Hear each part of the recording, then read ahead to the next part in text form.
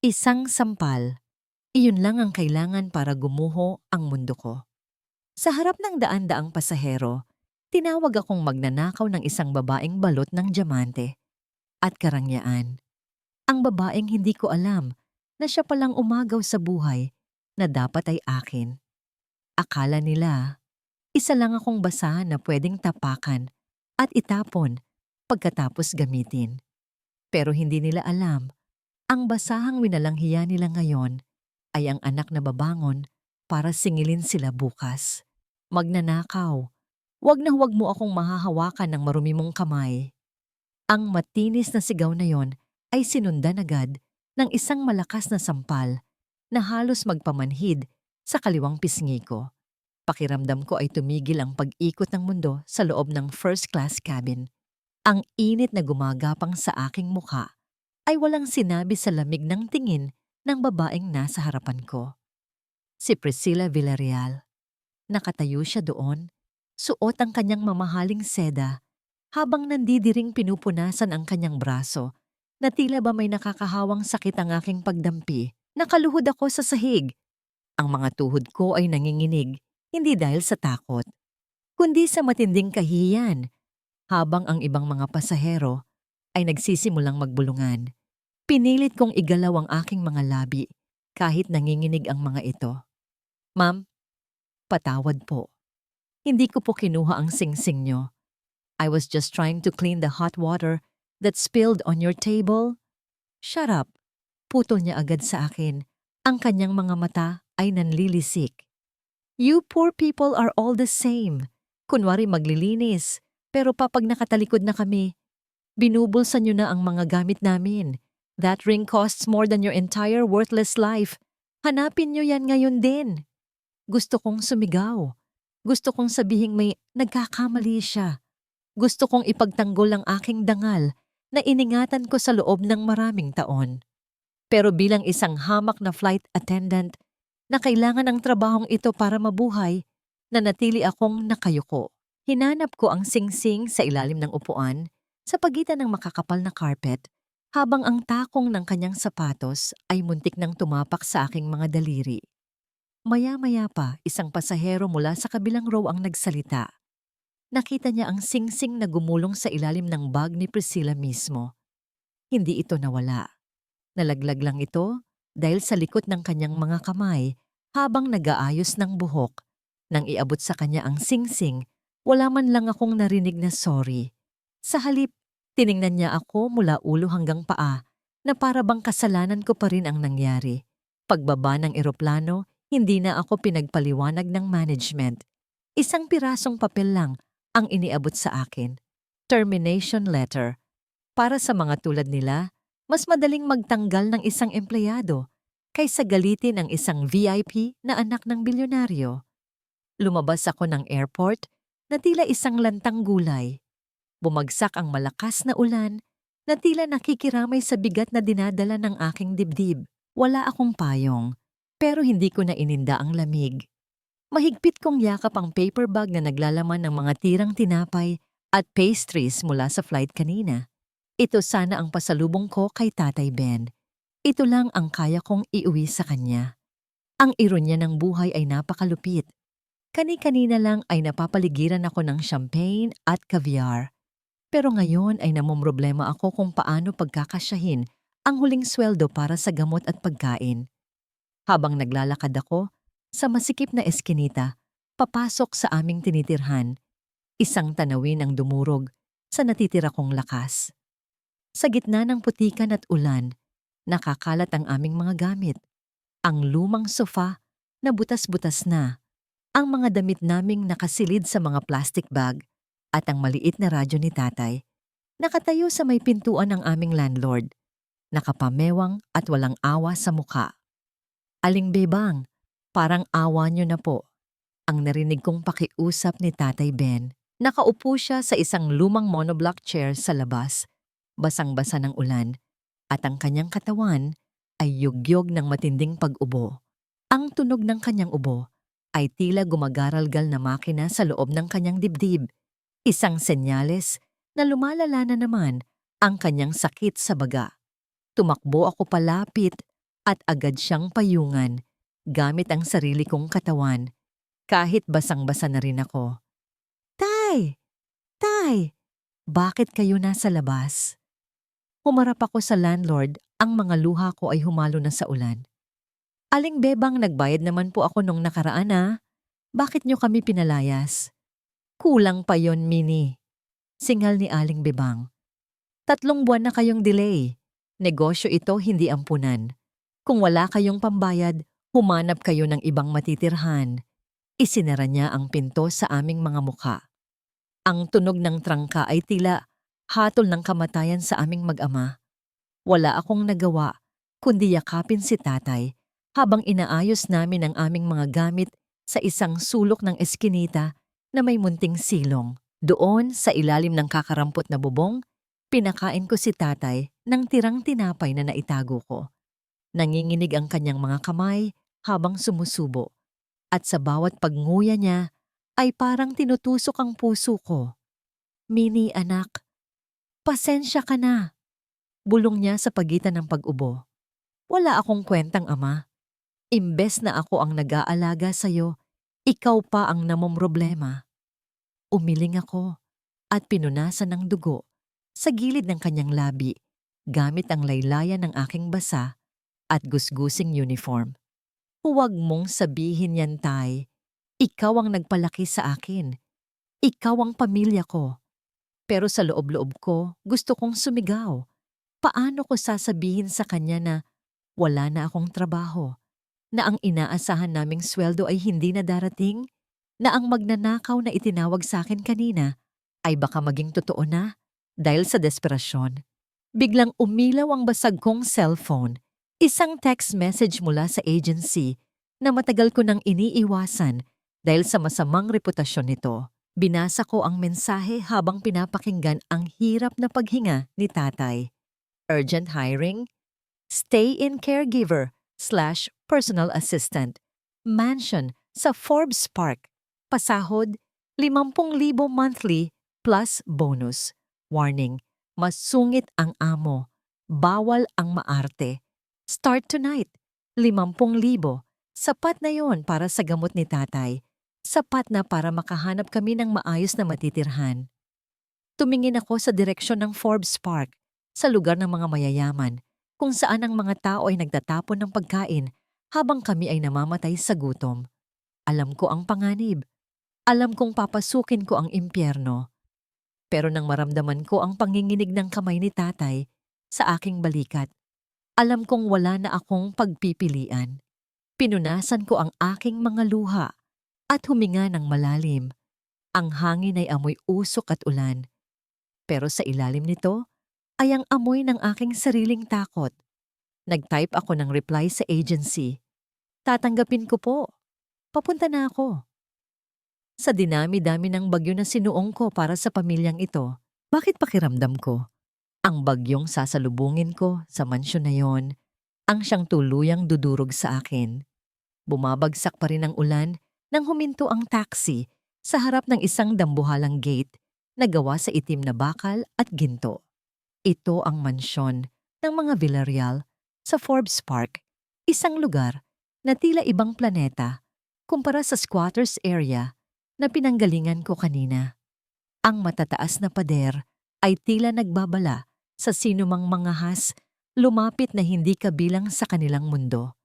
Nanginginig ang aking mga kamay, hindi lang dahil sa lamig ng nabasa kong uniforme, kundi dahil sa takot na baka sa isang iglap ay magising ako at malaman kong wala na pala akong pag-asa. Inisip ko ang mukha ni Tatay Ben na namumutla at nahihirapan huminga sa masikip na paupahan. Ang imaheng iyon na may iyon ang nagtulak sa akin upang pindutin ang doorbell. Pagpasok ko sa loob, sinalubong ako ng isang katahimikang nakabibingi. Ang sahig ay gawa sa makintab na marmol na kayang manalamin ng aking gusgusing anyo. Ang chandelier sa itaas ay tila mga bituin na nakakulong sa kristal, nagbibigay ng liwanag na masyadong maliwanag para sa isang tulad kong sanay sa dilim. "You're late." Isang boses ang bumasag sa katahimikan. Mula sa itaas ng grand staircase, bumaba ang isang babaeng may edad na. Suot ang isang itim na bestida na tila lalong nagpadilim sa kanyang aura. Ito si Christine Villarreal, ang kapatid ng Donya. Ang kanyang mga mata ay matalas na sumuri sa akin mula ulo hanggang paa. Puno ng pagkutya na para bang isa akong insekto na nakapasok sa kanyang malinis na tahanan. "Sorry po, ma'am," sagot ko. Pilit na pinatatatag ang aking boses kahit na ang tuhod ko ay gusto nang bumigay. Nahirapan po akong sumakay dahil sa bagyo. Huminto siya sa harap ko at nagtakip ng ilong gamit ang isang panyo na amoy mamahaling pabango. "You look like a basahan soaked in mud. Sigurado ka bang galing ka sa agency?" Ang sabi ko. Kailangan ko ng professional caregiver, hindi ng pulubi. Lumunok ako ng laway, pilit na nilulunok din ang aking pride. "Nurse po ako, ma'am, at kailangan ko po ng trabaho. Gagawin ko po ang lahat." Ngumisi siya, isang ngiti na hindi umabot sa kanyang mga mata. "Good. Because in this house, you don't just work, you obey." Ang kapatid ko, si Doña Teresita, is not easy to handle. Marami na kaming pinalayas na caregiver dahil hindi nila kaya ang ugali niya. But you, lumapit siya lalo. Ang kanyang tingin ay tila tumatagos sa aking kaluluwa. "Mukhang sanay ka sa hirap. Mukhang sanay kang yumuko at magpaalipin. Iyan ang kailangan namin." Bago pa ako makasagot, isang malakas na kalabog ang yumanig mula sa ikalawang palapag.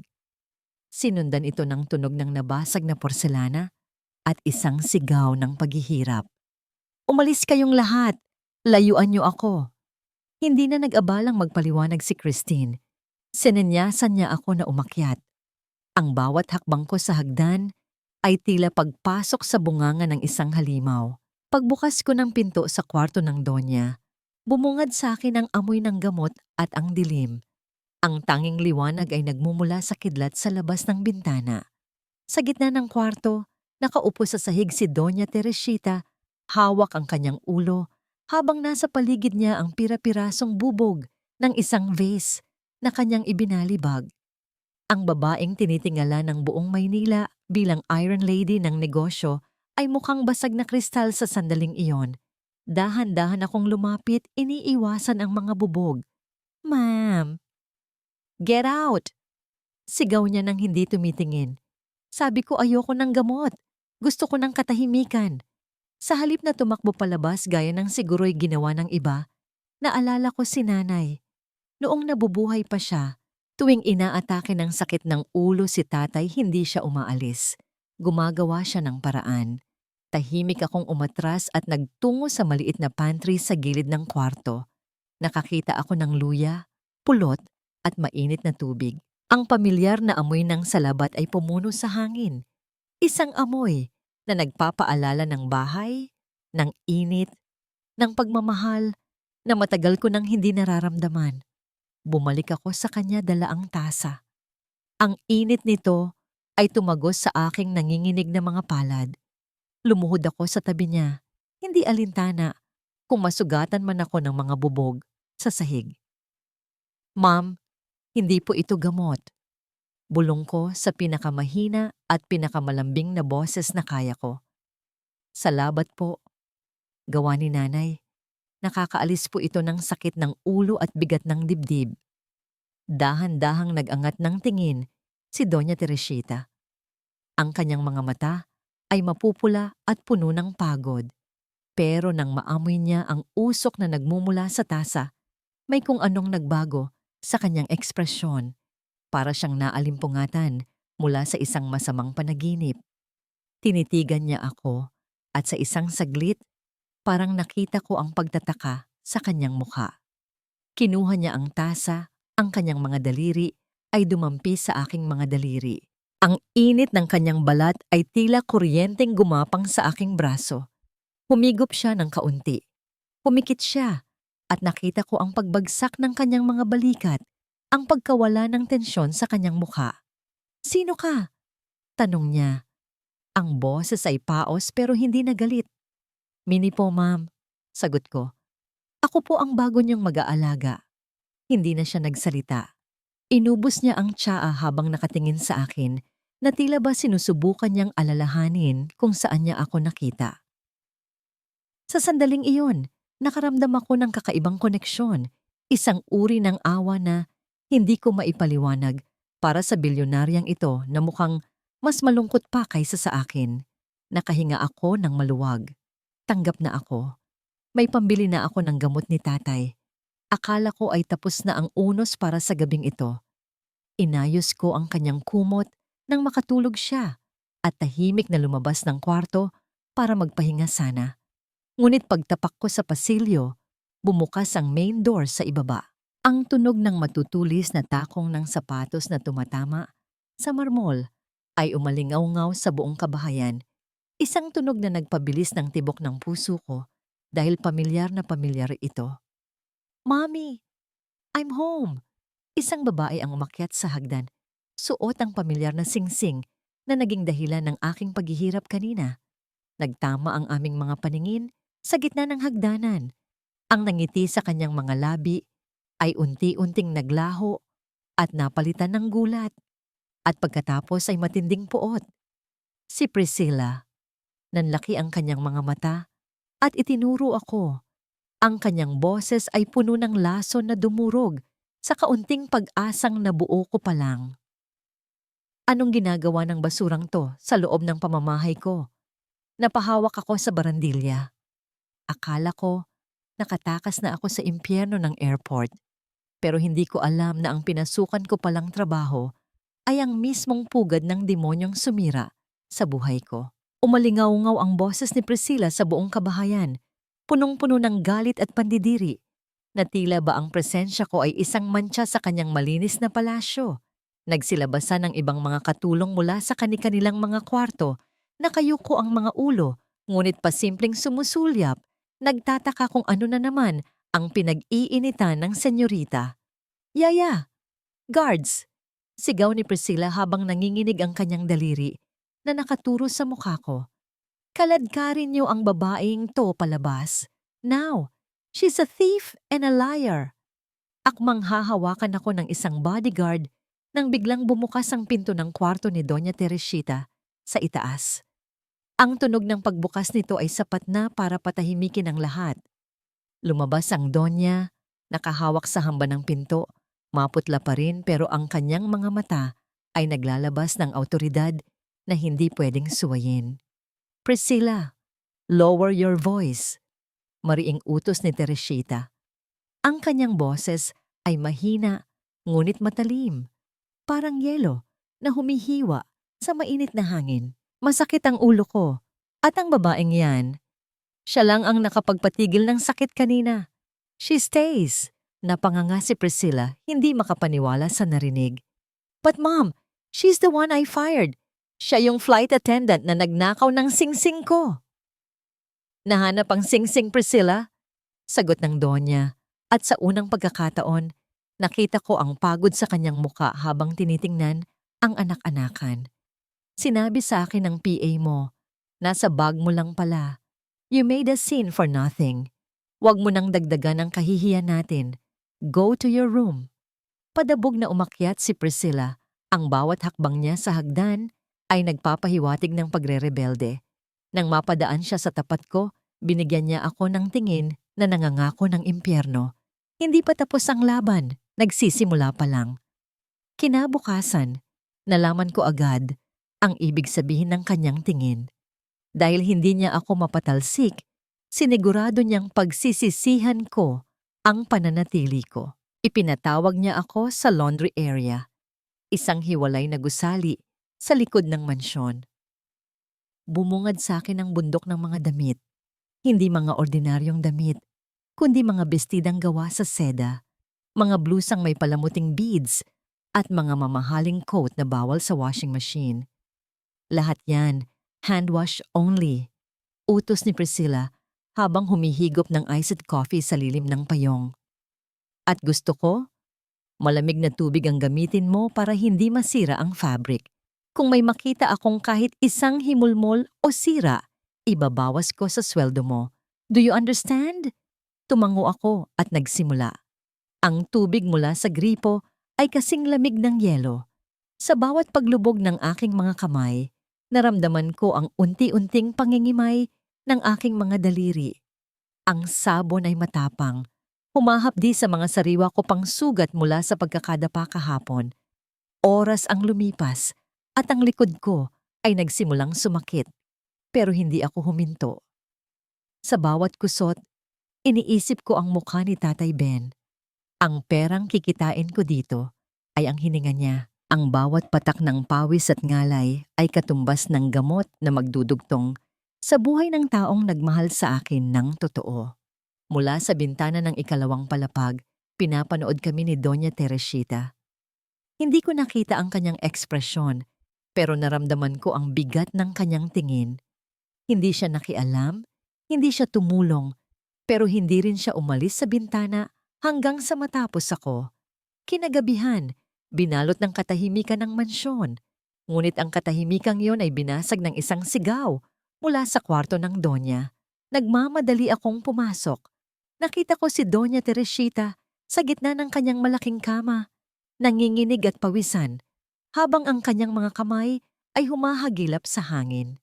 "Catalina, anak ko, huwag mong kunin ang anak ko." Ang sigaw niya ay puno ng hinagpis na tumagos sa aking puso. Nanaginip siya. At sa panaginip na iyon, nawawalan siya ng anak. Hindi ko alam kung bakit, pero kusa akong gumalaw. Hindi bilang isang katulong, kundi bilang isang taong nakakaintindi ng sakit ng pagkawala. Umupo ako sa gilid ng kama at hinawakan ang kanyang nanlalamig na mga kamay. "Ma'am, nandito po ako. Gising na po." Bulong ko habang pinupunasan ng pawis sa kanyang noo. Nagmulat siya ng mata, pero wala siya sa sarili. Ang tingin niya sa akin ay puno ng takot at pag-asa. Mahigpit niyang hinawakan ng kamay ko. Tila ako ang lubid na nagdudugtong sa kanya sa katinuan.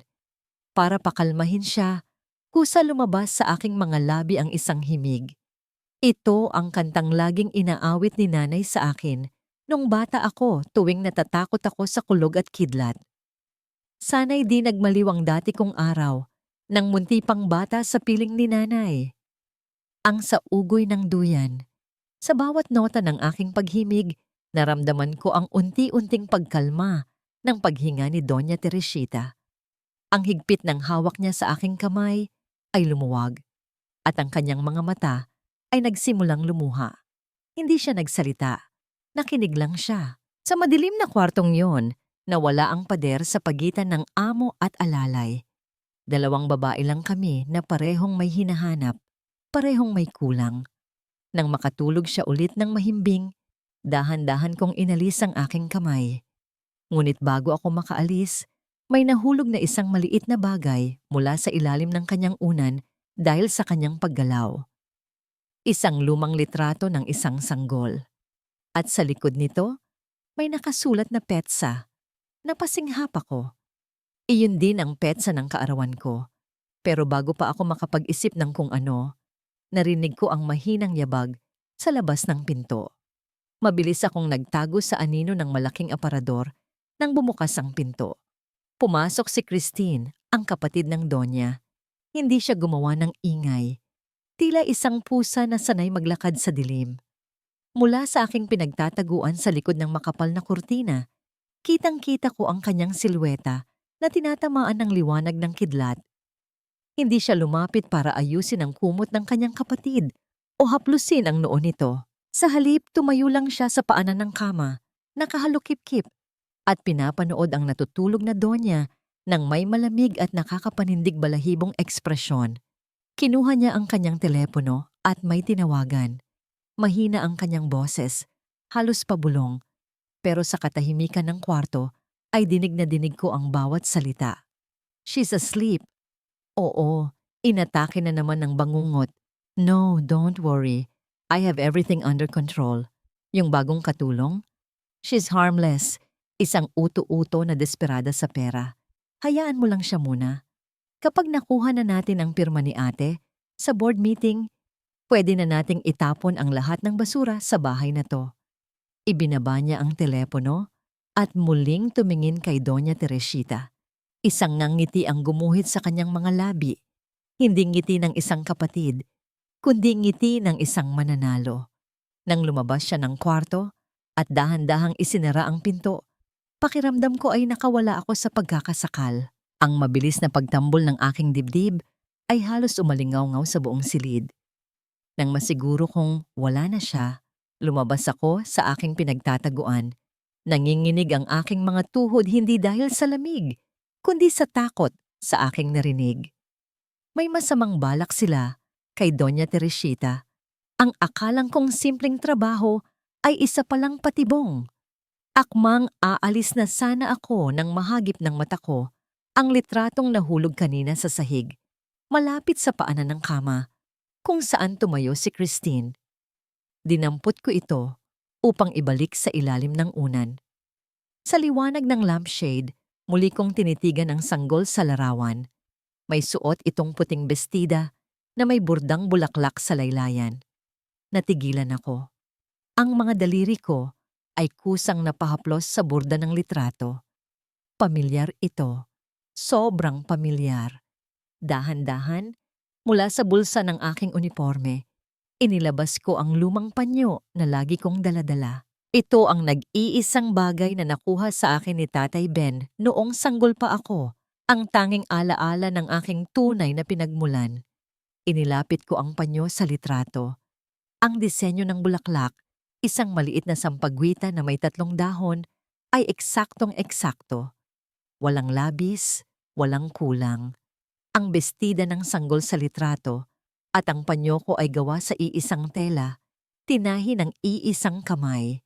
Nanghina ang aking mga binti at napaupo ako sa sahig. Ang mundo ko ay biglang umikot. Paanong ang litrato ng namatay na anak ng bilyonaryang ito ay may suot na kapareho ng tanging yaman ko? Tumingin ako sa natutulog na si Doña Teresita, ang babaeng kinatatakutan ng lahat. Ang babaeng may-ari ng mansyong ito na puno ng lihim at kasinungalingan. Sa unang pagkakataon, hindi ko nakita ang isang amo. Nakita ko ang isang salamin.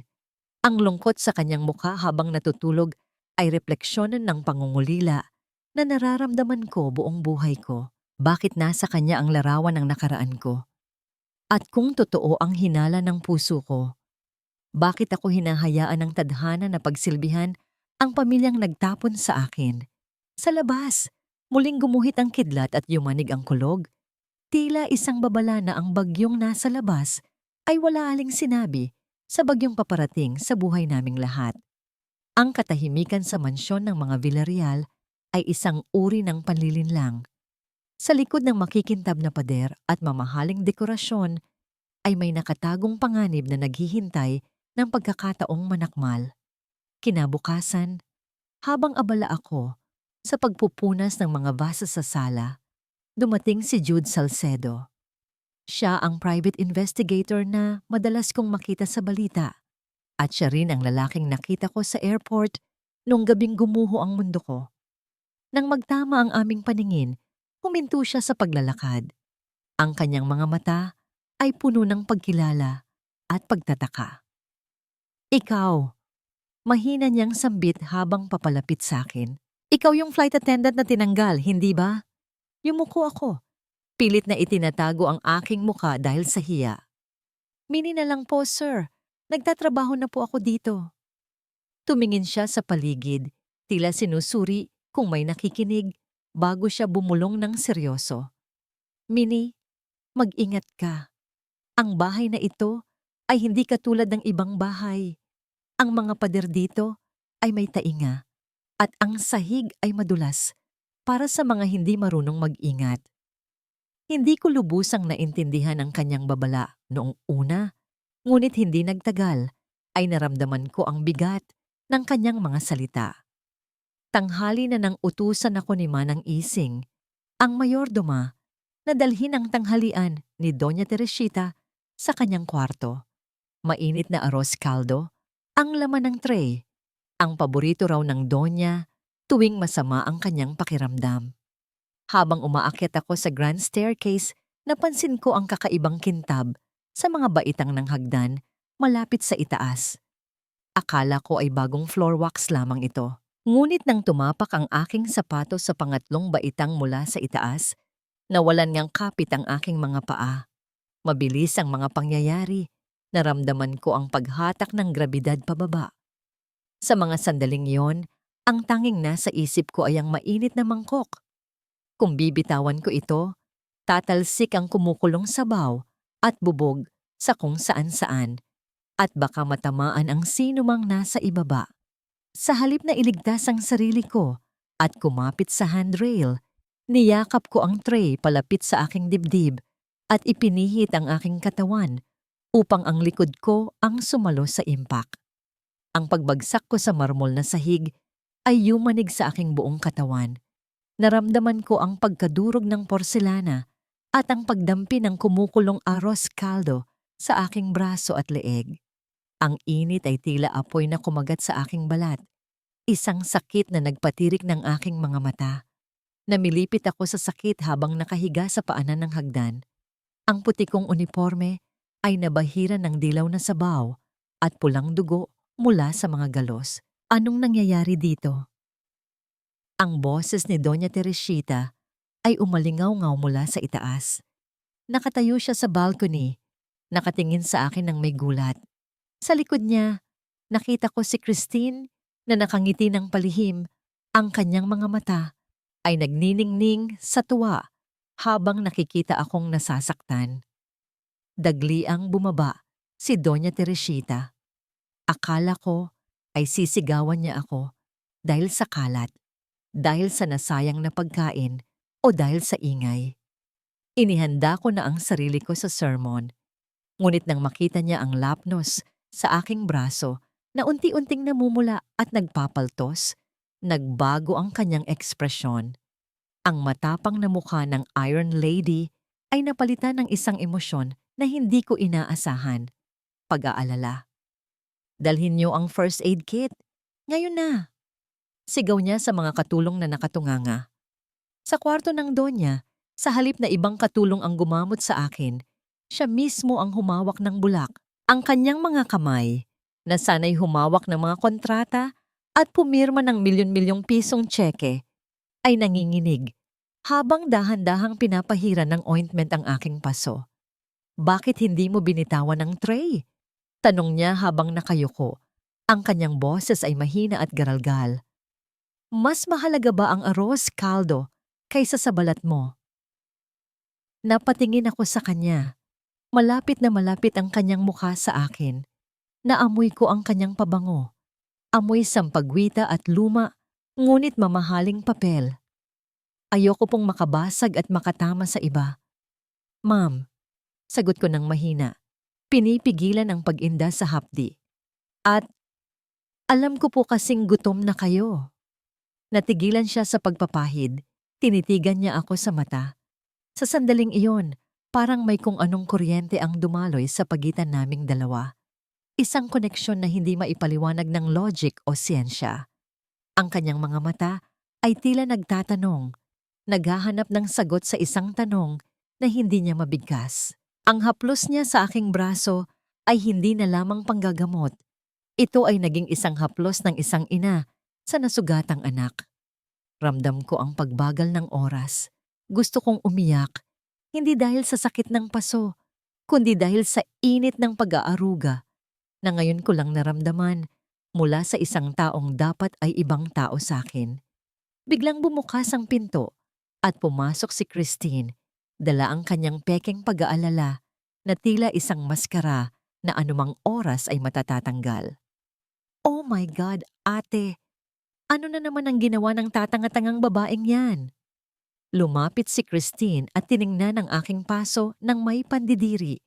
Tingnan mo, nagkalat pa siya sa hagdan. Napaka-clumsy. Dapat siguro paalisin na natin siya bago pa siya makasunog ng bahay. Hindi sumagot si Doña Teresita. Ipinagpatuloy lang niya ang paglalagay ng benda sa aking braso nang may iba yung ingat. Lumapit si Christine sa tainga ng kanyang kapatid at bumulong. Sapat lang para marinig ko. Ang boses ay tila ahas na pumulupot sa leeg ng biktima. Huwag kang magpapaloko sa kanya, ate. Tingnan mo ang mga mata niya. Ginagawa niya lang yan para kaawaan mo siya. Ganyan din ang nanay niya, di ba? Magaling umarte para makakuha ng pera. Baka sinadya niyang magpahulog para makahingi ng danyos perwisyos. Naramdaman ko ang pagtigil ng kamay ni Doña Teresita. Ang hangin sa kwarto ay biglang bumigat. Ang init na kanina ay nagbibigay ginhawa ay biglang nanlamig. Tumingin si Doña Teresita sa akin at sa isang iglap, bumalik ang pader sa kanyang mga mata. Ang pagdududa na itinanim ni Christine ay mabilis na umusbong. Binitawan ni Doña Teresita ang aking kamay at tumayo ng tuwid. Bumalik sa pagiging malamig na bilyonaryo. Magpahinga ka na, utos niya nang hindi tumitingin sa akin. At sa susunod, mag-ingat ka. Ayoko nang lampas sa bahay ko. Lumabas ako ng kwarto na mas masakit ang dibdib kaysa sa braso. Ang laso ng mga salita ni Christine ay mas mabilis kumalat kaysa sa anumang gamot. Naiwan ako sa pasilyo. Hawak ang aking bendadong braso habang sa loob ng kwarto naririnig ko ang mahinang halakhak ni Christine na nagdiriwang sa kanyang tagumpay. Ngunit hindi nila alam, sa ilalim ng hagdanan kung saan ako nahulog, may isang maliit na kamera na nakatago sa palamuti. Isang matang walang pinapanigan na nakakita sa kamay na nagbuhos ng langis at si Jude Salcedo ay nagsisimula ng manood. Ang hapon ay dumating na may dalang init na tila nanunuot sa balat. Ngunit mas mainit ang tensyon sa loob ng mansyon ng mga Villarreal. Nagpatawag si Priscilla ng isang tea party kasama ang kanyang mga kaibigan, mga anak mayaman na ang tanging alam na problema sa buhay ay kung anong kulay ng bag ang bibilhin. Ang hardin ay pinalamutian ng mga imported na bulaklak at ang hangin ay amoy mamahaling tsa at matatamis na pabango na nakakahilo sa tapang. Bilang utos, ako ang naatasang magsilbi sa kanila. Suot ko ang aking uniforme na may mahabang manggas upang takpan ang benda sa aking braso mula sa pagkakapaso kahapon. Bawat galaw ko ay may kaakibat na kirot, ngunit pinilit kong ngumiti at maging maingat. Ayokong bigyan si Priscilla ng dahilan para ipahiya na naman ako. Ngunit sadyang may mga taong ang kaligayahan ay nakasalalay sa pagyurak ng iba. Yaya, this tea is cold. Reklamo ni Priscilla sabay bagsak ng tasa sa platito. Lumikha ito ng matinis na tunog ng porselana na nagpatahimik sa tawanan. Palitan mo? At gusto ko, lumuhod ka habang nagsasalin para hindi ka nakaharang sa view namin. Nagkatinginan ang kanyang mga kaibigan. May halong gulat at aliw sa kanilang mga mata. Alam kong hinihintay nila akong tumutol o umiyak.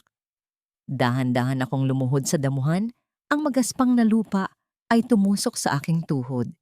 Kinuha ko ang tiyapot at nagsalin ng may ibayong ingat. Tinitiyak na walang kahit isang patak ang matatapon. You know, Pris, sabi ng isa niyang kaibigan habang nakatingin sa akin ng mapanuri. She looks too educated to be a maid. Sayang ang ganda, pangkatulong lang pala. Tumawa si Priscilla ng mapakla. Don't be fooled. Galing yan sa squatters area. Ang tatay niyan, siguro magnanakaw din o kaya addict. You know what they say, the apple doesn't fall far from the tree. Natigilan ako sa pagsasalin.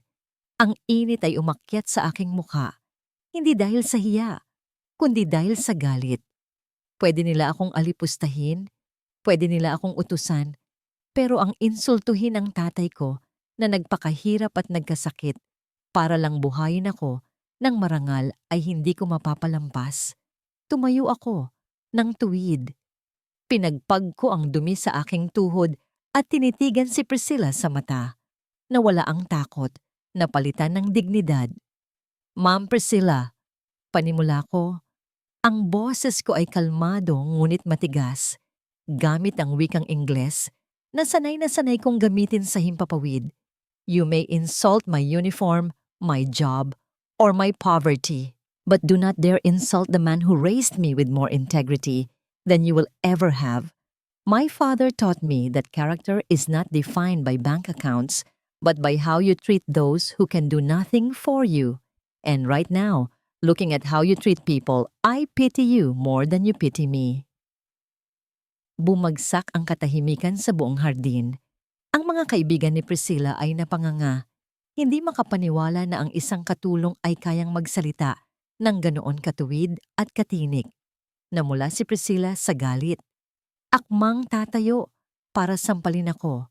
Ngunit natigilan siya nang makita niya kung sino ang nakatayo sa balcony sa itaas. Si Doña Teresita. Nakatayo ang Doña, hawak ang kanyang tungkod, pinapanood ang buong pangyayari. Hindi ko mabasa ang kanyang ekspresyon. Akala ko ay magagalit siya sa aking kapangahasan. Ngunit sa halip na sumigaw, nanatili siyang tahimik.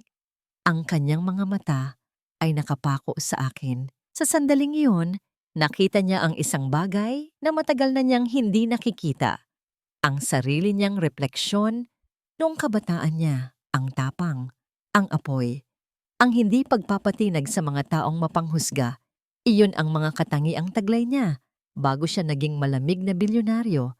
At iyon ang mga katangiang wala kay Priscilla. "Pack up!" utos ni Priscilla sa kanyang mga kaibigan.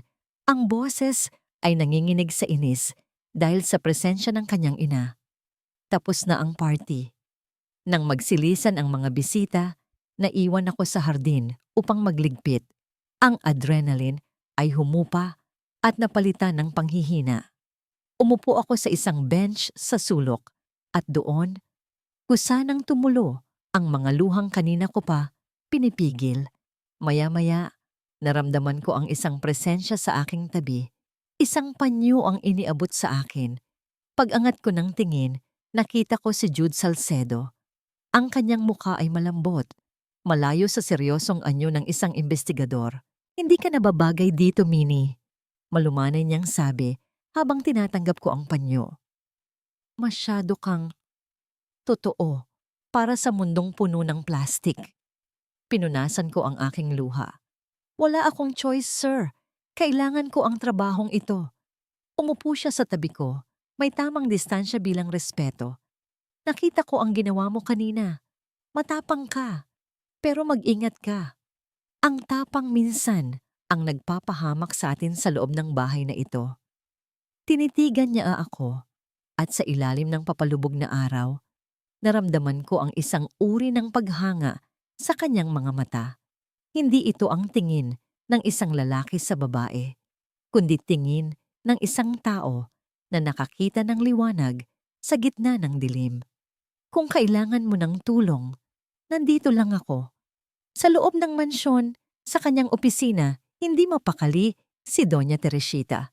Ang imahe ni Minnie na nakatayo ng tuwid at nagsasalita ng Ingles nang walang takot ay paulit-ulit na naglalaro sa kanyang isipan. Hindi iyon ugali ng isang taong lumaki sa hirap at walang pinag-aralan. May kung anong pamilyar sa tabas ng mukha nito kapag nagagalit, sa paraan ng pagtaas ng kilay nito. Kinuha niya ang telepono at tinawagan si Jude, na kasalukuyang naglalakad pabalik sa mansyon galing sa hardin. "Jude!" bungad ng Donya. Ang boses ay seryoso at may halong pagmamadali. "Pumunta ka sa opisina ko ngayon din. May ipapagawa ako sa'yo." Pagpasok ni Jude, agad siyang inabutan ng Donya ng isang folder na naglalaman ng biodata ni Minnie na galing sa agency. "Gusto kong imbestigahan mo ang pamilyang kinalakihan ng batang iyan," utos ni Teresita habang nakatingin sa labas ng bintana, kung saan tanaw pa rin ang likod ni Minnie na nagwawalis. "Alamin mo kung sino ang tunay niyang mga magulang, kung ampon ba siya o tunay na anak." "May hinala po ba kayo, Donya?" tanong ni Jude, bagamat may kutob na siya. "Christine told me she's just a gold digger," sagot ng Donya. Ang boses ay humina. Pero ang puso ko, iba ang sinasabi. Ang babaeng yan, may dignidad na hindi nabibili ng pera. At ang mga mata niya, Jude, parang nakatingin ako sa salamin. Ilang oras ang lumipas. Gabi na nang bumalik si Jude sa opisina. Ang kanyang mukha ay hindi maipinta. Hawak niya ang isang manipis na papel. ang preliminary report mula sa City Hall Archives ng probinsya kung saan nakatira ang mga magulang ni Minnie. Inilapag niya ang papel sa mesa ni Doña Teresita. Ang tunog ng papel na dumampi sa kahoy ay tila kulog sa katahimikan ng kwarto. Donya, panimula ni Jude, ang boses ay may halong kaba. Ayon sa records, si Minnie o si Minerva Cruz ay walang birth certificate nung ipinanganak. Late registration ang ginawa ng mga magulang niya. Anong ibig mong sabihin? Tanong ng Donya. Ang kanyang mga kamay ay mahigpit na nakahawak sa armrest ng upuan. Ang petsa ng late registration niya at ang petsa kung kailan siya biglang lumitaw sa barangay nila sa Batangas. Tumingin si Jude ng diretso sa mata ng Donya ay eksaktong 3 araw pagkatapos ng sunog sa ospital kung saan nanganak kayo, 25 taon na ang nakakaraan. Nanlaki ang mga mata ni Doña Teresita. Ang mundo ay tila tumigil sa pag-ikot. Ang hinala ay naging isang nakakatakot na posibilidad. Ang anak na iniyakan niya sa loob ng mahabang panahon, posible bang nasa ilalim lang ng kanyang bubong at inaalipin ng babaeng nagpapanggap na kanyang pamangkin. Binalot ng dilim at lagim ang mansyon ng mga Villarreal ng gabing iyon. Ang ulan sa labas ay tila walang katapusang pagluha ng kalangitan, na sinasabayan ang hagupit ng hangin na pilit binubuksan ang mga bintana. Ngunit sa loob ng kwarto ni Doña Teresita, mas mabigat ang init na kumakawala mula sa kanyang katawan. Mataas ang kanyang lagnat. Ang babaeng kilala sa pagiging matikas at hindi natitinag ay ngayon nakahiga sa kama, namimilipit at nagdedeliryo. Wala si Christine. Abala ito sa pakikipag-meeting sa mga abogado para sa isang emergency board meeting na hindi alam ng Donya. Si Priscilla naman ay nakatayo sa may pintuan, nakatakip ang ilong at nandidiri. Tila ba ang sakit ng kanyang ina ay isang nakakahawang sumpa. Yaya, ikaw na ang bahala dyan, utos ni Priscilla habang inaayos ang kanyang mamahaling scarf. I can't stand the smell of sickness. Tatawag na lang ako ng doktor bukas kapag hindi pa siya gumaling. May party pa akong pupuntahan. Tinalikuran niya ang kanyang ina nang walang pag-aalinlangan. Ang tunog ng kanyang papalayong mga yapak ay nag-iwan ng pait sa aking lalamunan. Paano nagagawang tiisin ng isang anak ang kanyang ina sa ganitong kalagayan? Isinara ko ang pinto at lumapit sa kama. Ang init na nagmumula kay Doña Teresita ay ramdam ko kahit hindi pa ako dumidikit. Ang kanyang balat ay namumula at ang kanyang paghinga ay mabilis at mababaw. Kumuha ako ng palanggana ng maligamgam na tubig at malinis na bimpo. Ito ang itinuro sa akin ni Nanay na sa oras ng lagnat, ang haplos ng pag-aaruga ay mas mabisa kaysa sa anumang gamot. Piniga ko ang bimpo at dahan-dahang idinampi sa kanyang noo. Napangiwi siya at umungol, tila ba may kung anong bangungot na humahabol sa kanya. Catalina, anak. Ang paulit-ulit niyang bulong, ang bawat banggit niya sa pangalang yon ay tila punyal na tumatarak sa puso ko. Sino si Catalina? Bakit puno ng hinagpis ang kanyang tinig? Ipinagpatuloy ko ang pagpupunas sa kanyang mga braso at leeg. Sa bawat haplos, naramdaman ko ang unti-unting pagkalma ng kanyang katawan. Tinitigan ko ang kanyang mukha. Sa likod ng mga kunot ng edad at pagod, nakita ko ang isang babaeng uhaw sa pagmamahal. Nakaramdam ako ng kakaibang bigat sa aking dibdib. Isang uri ng awa na humahalo sa respeto at pagmamahal. Hindi ko maintindihan kung bakit parang pamilyar ang kanyang pagdurusa sa akin. Para bang naramdaman ko na ito noon pa man. Dahil sa init ng kwarto at sa bigat ng aking ginagawa, tumagaktak ang pawis sa aking leeg.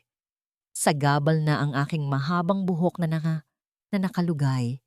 Ibinaba ko muna ang bimpo at itinaas ang aking mga kamay upang ipusod ang aking buhok ng mataas. Hinawi ko ang lahat ng hibla palayo sa aking batok upang guminhawa ang aking pakiramdam. Sa sandaling iyon, nagmulat ng mata si Doña Teresita. Ang kanyang paningin ay malabo pa rin dahil sa lagnat. Ngunit nang tumama ang liwanag ng lampshade sa aking likuran, may isang bagay na umagaw ng kanyang atensyon. Doon, sa aking batok na ngayon, ay lantad na lantad. Nakaukit ang isang balat.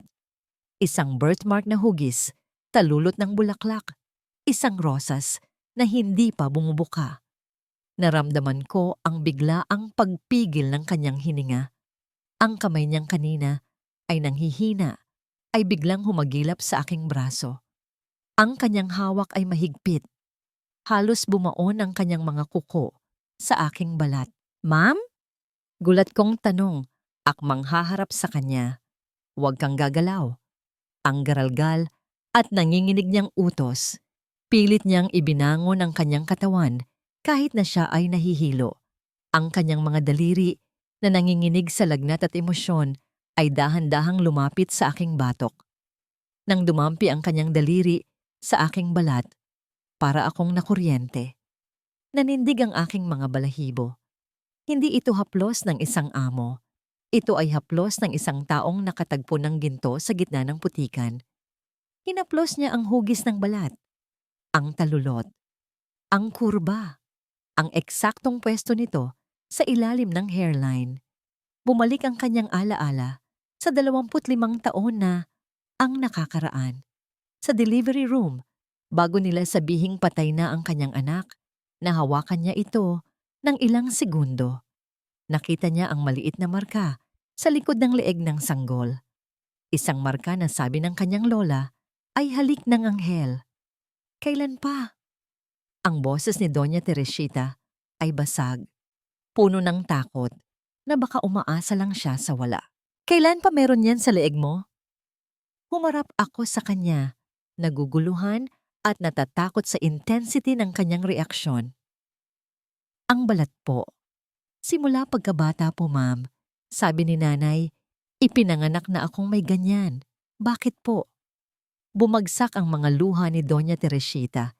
Hindi ito luha ng sakit, kundi luha ng isang katotohanang matagal nang ibinaon ng kasinungalingan. At ngayon, ay pilit na bumubutas pa itaas. Tinitigan niya ang aking mukha, ang aking mga mata, ang aking ilong, ang hugis ng aking panga. Ngayong gising na ang kanyang diwa, nakita niya ang hindi nakikita ng iba. Hindi lang ako kamukha ng kanyang kabataan. Ako ang kanyang kabataan. Ang flight attendant na inapi ni Priscilla.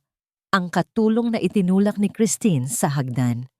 Ang babaeng nag-alaga sa kanya nang walang hinihintay na kapalit. Siya. Ang batang iniyakan niya gabi-gabi. Gusto niyang sumigaw. Gusto niya akong yakapin ng mahigpit at hinding-hindi napakawalan. Gusto niyang sugurin si Christine at patayin ito gamit ang sarili niyang mga kamay dahil sa pagnanakaw ng kalahati ng kanyang buhay. Ngunit narinig niya ang pagbukas ng gate sa ibaba. Ang tunog ng sasakyan ni Christine. Ang demonyo ay nakauwi na. Kung aaminin niya ngayon, kung magwawala siya ngayon, nasa panganib kaming dalawa. Alam niyang walang awa ang kanyang kapatid.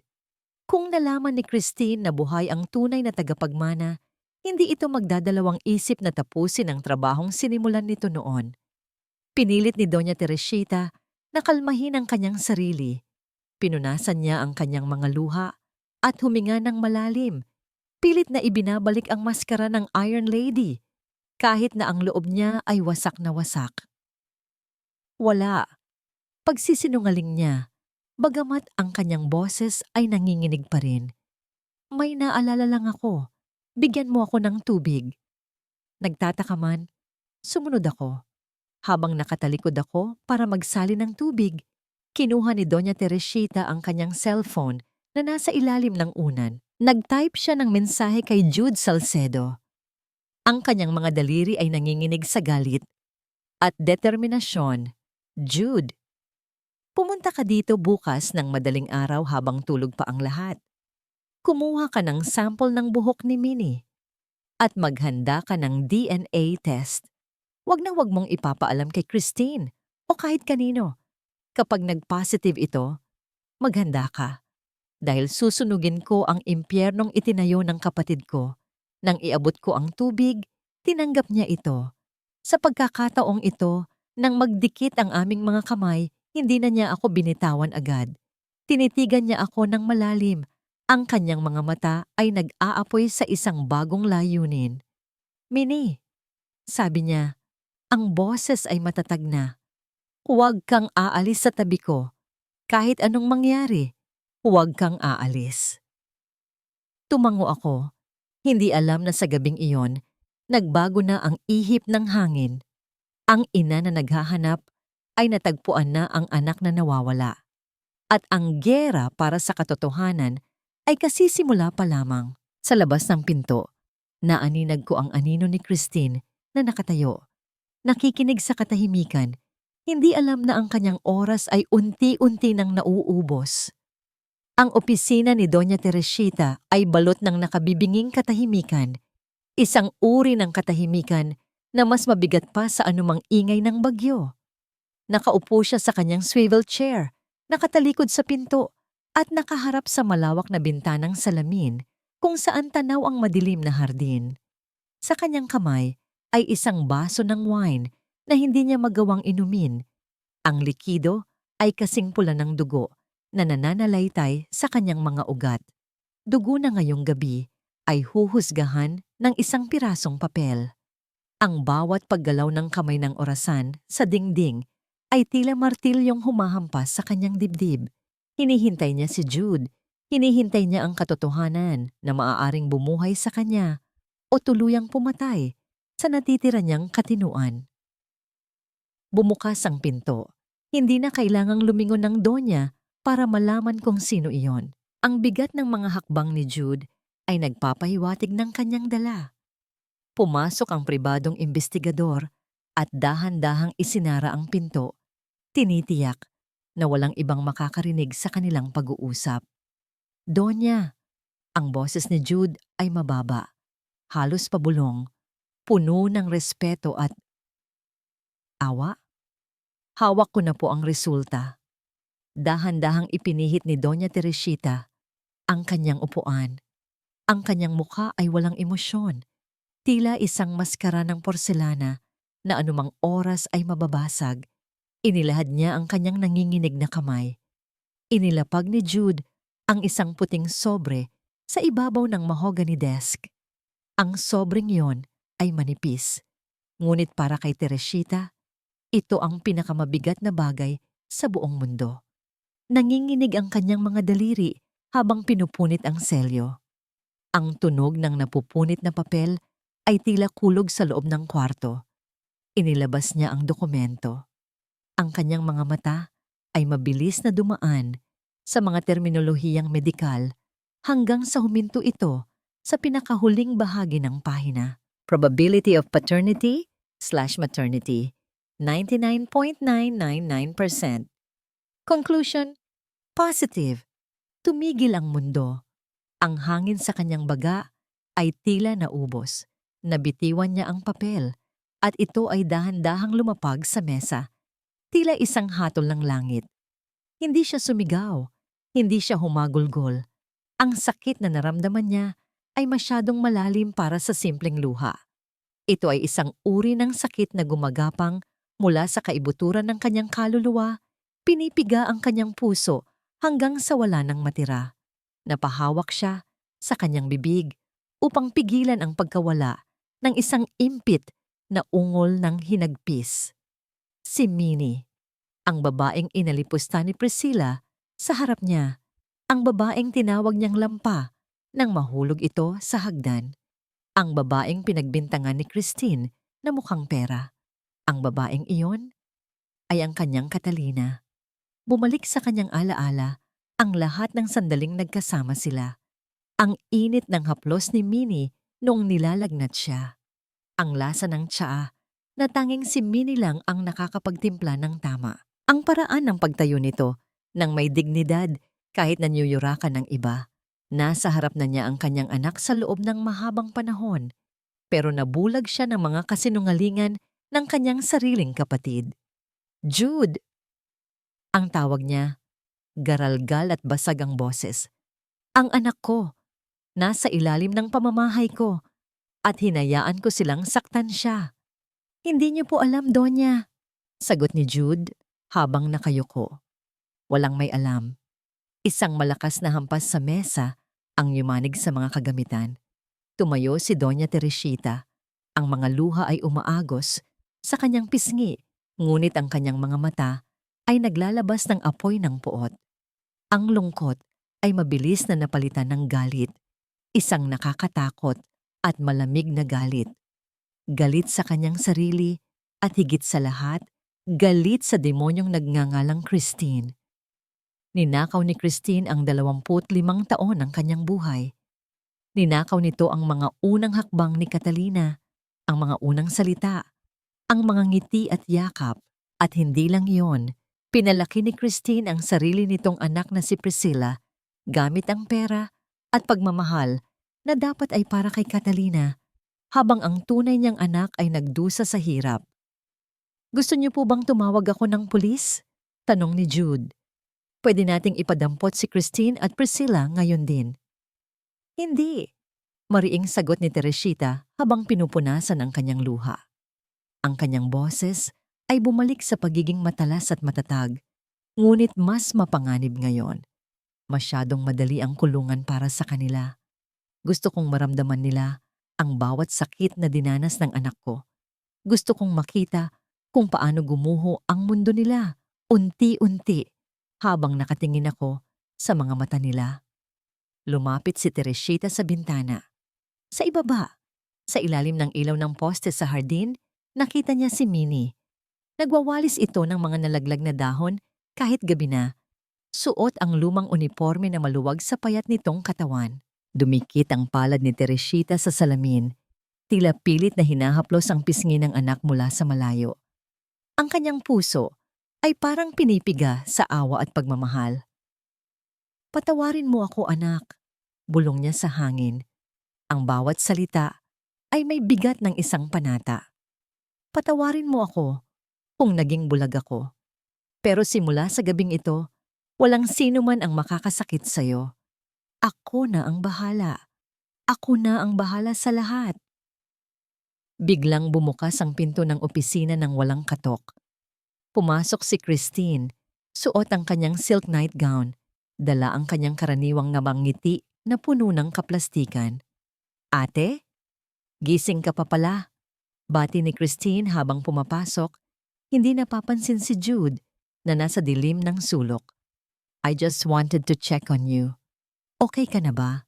Narinig ko kasing may kumalabog.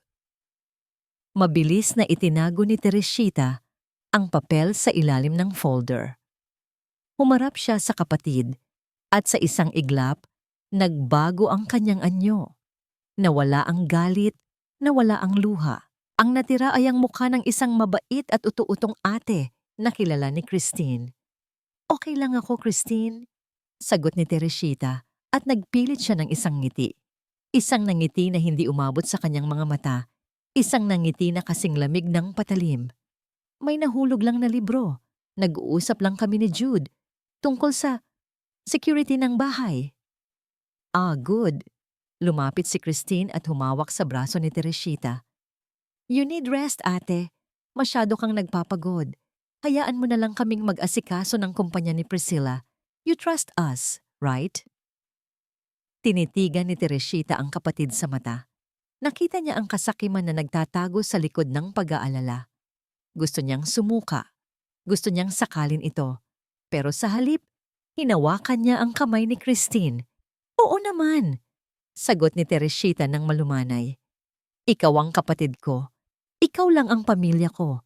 Sino pa ba ang pagkakatiwalaan ko?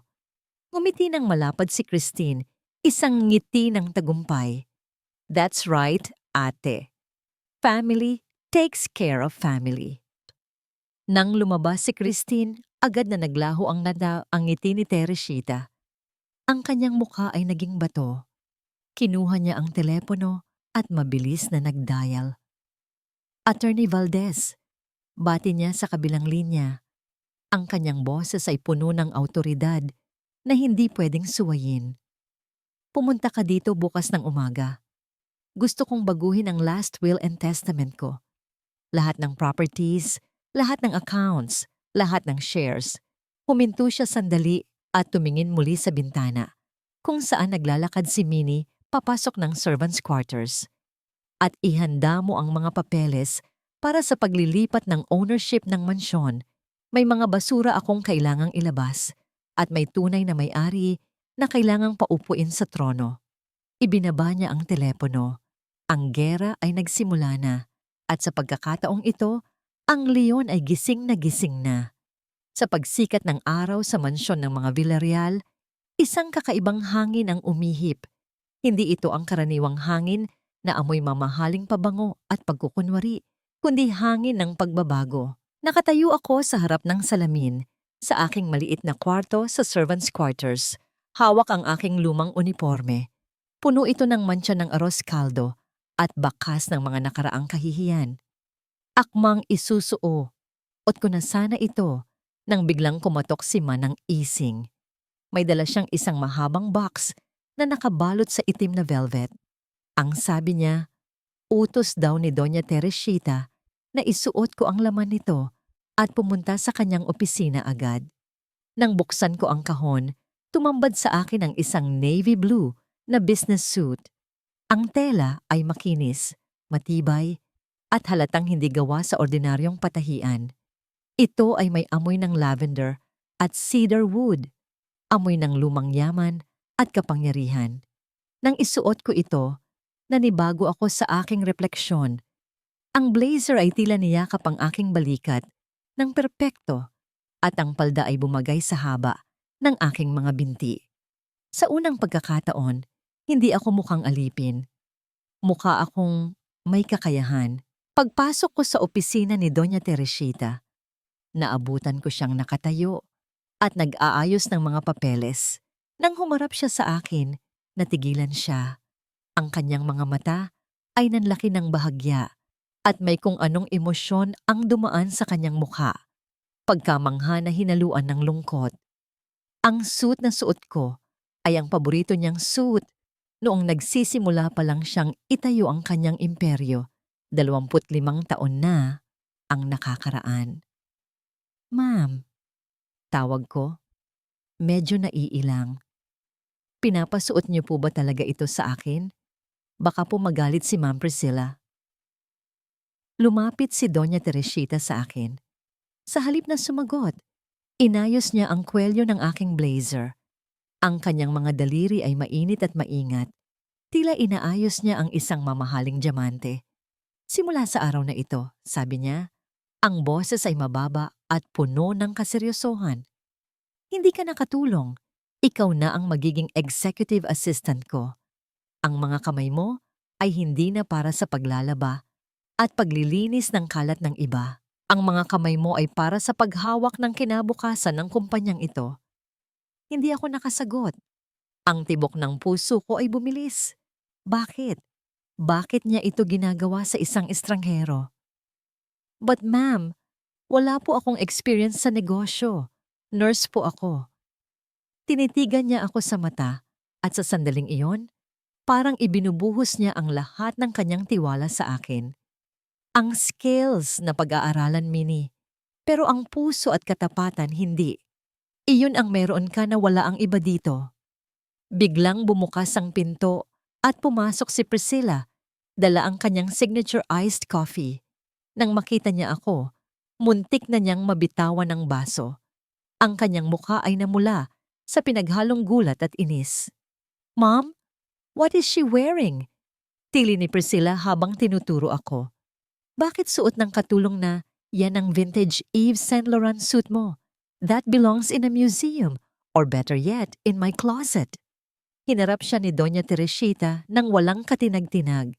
She is wearing it because she is working with me now. And unlike you, Priscilla, she fits perfectly in it. Working with you. Tumawa ng mapakla si Priscilla. As what? Taga-timpla ng kape? Bilang assistant ko, sagot ng Donya. Dahil napansin ko, sa dami ng meetings na pinuntahan mo, wala ka man lang na isasarang deal. Puro shopping bags lang ang naiuuwi mo. Kailangan ko ng utak sa opisina, hindi palamuti. Napatahimik si Priscilla. Ang kanyang mga mata ay nanlilisik sa galit habang tinitingnan ako. Kung nakakamatay lang ang tingin, kanina pa ako nakahandusay, pero sa pagkakataong ito, hindi ako yumuko.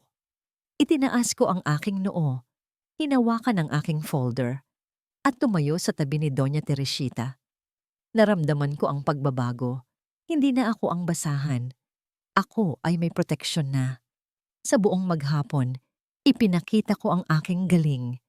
Ang disiplina ko bilang flight attendant, ang kakayahang mag-multitask, ang pagiging kalmado sa pressure, at ang pagiging metikuloso sa detalye ay nagamit ko ng husto. Habang si Priscilla ay nagrereklamo sa dami ng babasahin, naayos ko ang schedule ng Donya at nasagot ang mga emails ng investors sa maayos na Ingles. Habang abala kami, hindi namin napansin ang pagpasok ni Christine sa opisina noong lunch break. Walang tao. Nakita niya ang basurahan sa ilalim ng mesa ni Jude na nasa gilid. May mga piraso ng papel na hindi masyadong napunit ng maayos. Ang kuryosidad ang nagtulak sa kanya upang damputin ang mga ito. Pinagtagpit-tagpi niya ang mga piraso sa ibabaw ng mesa. Ang kanyang mga kamay ay nagsimulang manginig nang mabasa niya ang mga salitang nabuo. DNA test result, 79.7% match. Teresita Villarreal, Minerva Cruz. Bumagsak ang kulay sa mukha ni Christine, nanlamig ang kanyang buong katawan habang ang pawis ay tumagaktak sa kanyang noo. Alam na ni Teresita. Alam na niya ang lahat. Napasandal siya sa pader. Ang kanyang dibdib ay kumakabog ng mabilis na tila sasabog. Kung alam na ng kanyang kapatid, bakit hindi pa siya pinapaalis? Bakit pinaglalaruan siya nito? Ang takot ay unti-unting napalitan ng isang masidhing determinasyon. Hindi siya papayag na mawala ang lahat ng pinaghirapan niyang nakawin. Kailangan niyang kumilos bago pa mahuli ang lahat. Samantala, habang nag-aayos ako ng mga dokumento, biglang umilaw ang telepono sa aking bulsa. Ang pangalan ng kapitbahay namin sa Batangas, ang Rumihestro. Sinagot ko ito at ang balitang sumalubong sa akin ay nagpatigil ng aking mundo. Minnie, ang tatay mo, isinugod sa ospital. Wala na raw pulso kanina, pero na-revive. Bilisan mo, Hija. Mukhang hindi na siya aabot ng umaga. Nagpaalam ako kay Doña Teresita nang nagmamadali. Sa halip na pigilan ako, ipinagamit niya sa akin ang kanyang sasakyan at driver. Go, sabi niya, at may lungkot sa kanyang mga mata na tila alam niya ang sakit ng mawalan. Sa isang pampublikong ospital na puno ng amoy ng gamot at desperasyon, naabutan ko si Tatay Ben. Ang kanyang katawan ay payat na payat. Tila butot balat na lamang na binabalot ng kumot. Ang tunog ng monitor sa kanyang tabi ay mabagal at mahina. Tila nagbibilang na lang ng mga natitirang sandali. Lumapit ako at hinawakan ang kanyang kamay. Ang gaspang ng kanyang palad na dating nagbubuhat sa akin noong bata ako ay ngayon ay nanlalamig na. Tay, hikbi ko. Nandito na ako. Lumaban ka please, may trabaho na ako. Mapapagamot na kita.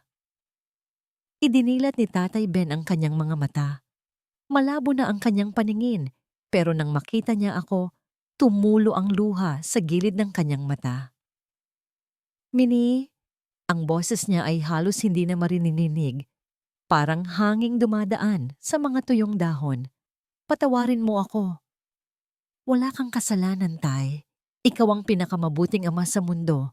Sagot ko habang hinahalikan ng kanyang kamay. Umiling siya ng mahina. Ang kanyang muka ay puno ng pighati ng isang lihim na matagal niyang tinago. Hindi totoo.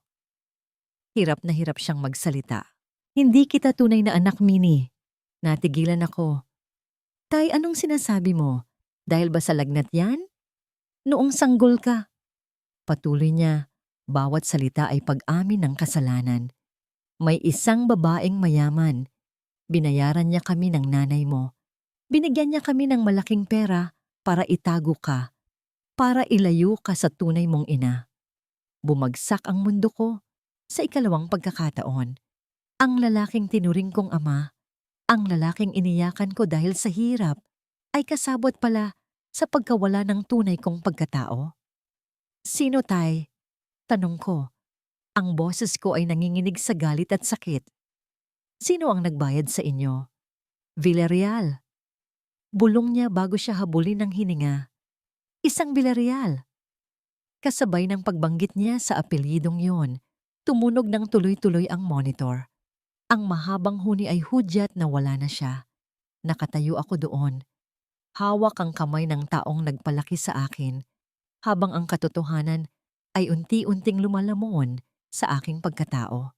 Villarreal, ang pamilyang pinagtatrabahuhan ko, ang pamilyang umapi sa akin. Isa sa kanila ang nagbayad para nakawin ang buhay ko. Hindi ako makahinga. Ang sakit ng pagkawala ay nahaluan ng isang matinding pagtataka at puot. Sino sa kanila? Si Christine ba na laging galit sa akin? Si Priscilla? O si Doña Teresita na bigla na lang bumait sa akin? Sa labas ng bintana ng ospital, bumuhos ang malakas na ulan, tila hinuhugasan ang dugo sa kalsada. Pero hindi nito kayang hugasan ang mantsa ng kasalanan ng nakaraan. At sa mansyon, habang hawak ni Christine ang punit na DNA result, alam niyang ang oras ng pagtutuos ay dumating na. Ang pagbabalik ko sa mansyon ay tila pagpasok sa isang panibagong dimensyon. Ang hangin ay pareho pa rin. Amoy bulaklak at lumang pera. Ngunit para sa akin, ang lahat ay nabalot na ng amoy ng kasinungalingan. Ang bawat sulok na dati ay nagpapaalala lang sa akin ng kahihiyan, ay ngayon ay sumisigaw ng isang katanungan. Sino sa kanila? Hindi ako umiyak sa burol ni Tatay Ben. Ang mga luha ko ay tila natuyo at naging bato sa loob ng aking dibdib. Ang sakit ng pagkawala ay napalitan ng isang malamig at matigas na determinasyon. Ang huling habilin ni Tatay ay hindi lang isang pag-amin. Ito ay isang misyon. Kailangan kong malaman ang totoo.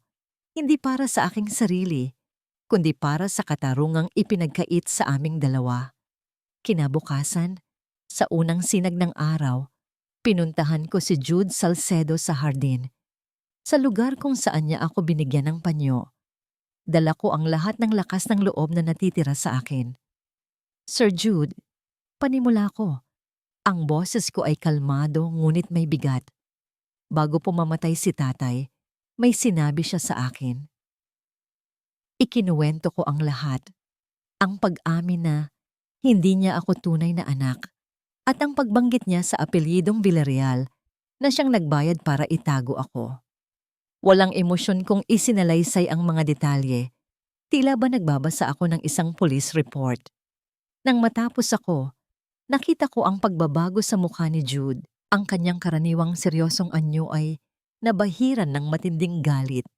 Kaya pala, bulong niya, kaya pala biglang nagbago ang ihip ng hangin. Sa almusal, ang tensyon sa hapagkainan ay halos nahihiwa ng kutsilyo. Si Priscilla ay abala sa pag-scroll sa kanyang telepono. Habang si Christine ay abala sa pagpapakitang gilas, pinagsisilbihan si Doña Teresita na para bang siya ang pinakamaalagang kapatid sa buong mundo. Biglang ibinaba ni Doña Teresita ang kanyang kubyertos. Lumikha ito ng bahagyang ingay na nagpatahimik sa lahat. Next week is my 60th birthday. Anunsyo niya. Ang kanyang boses ay masigla at puno ng buhay, isang malaking pagkukunwari. I want to throw the biggest party this house has ever seen. At sa gabing iyon, tumingin siya kay Priscilla at Christine. I will formally announce my successor, the one who will inherit everything. Nagningning ang mga mata ni Priscilla. Halos mabilaukan siya sa kanyang kinakain dahil sa tuwa. Oh my God, Mom, that's wonderful. Of course, it's me, right? Sino pa ba? Ngumiti lang si Doña Teresita. Isang nangiting matamis ngunit may nakatagong lason. We'll see. I want everyone to be there. All our business partners, the media, everyone. Ang anunsyong yon ay ang keso sa patibong. at ang dalawang daga ay agad na natakam. Sa mga sumunod na araw, naging abala si Christine at Priscilla sa pag-aayos ng kanilang mga investment. Lingid sa kaalaman ng Donya, naglilipat na sila ng malalaking halaga ng pera mula sa kumpanya papunta sa isang offshore account.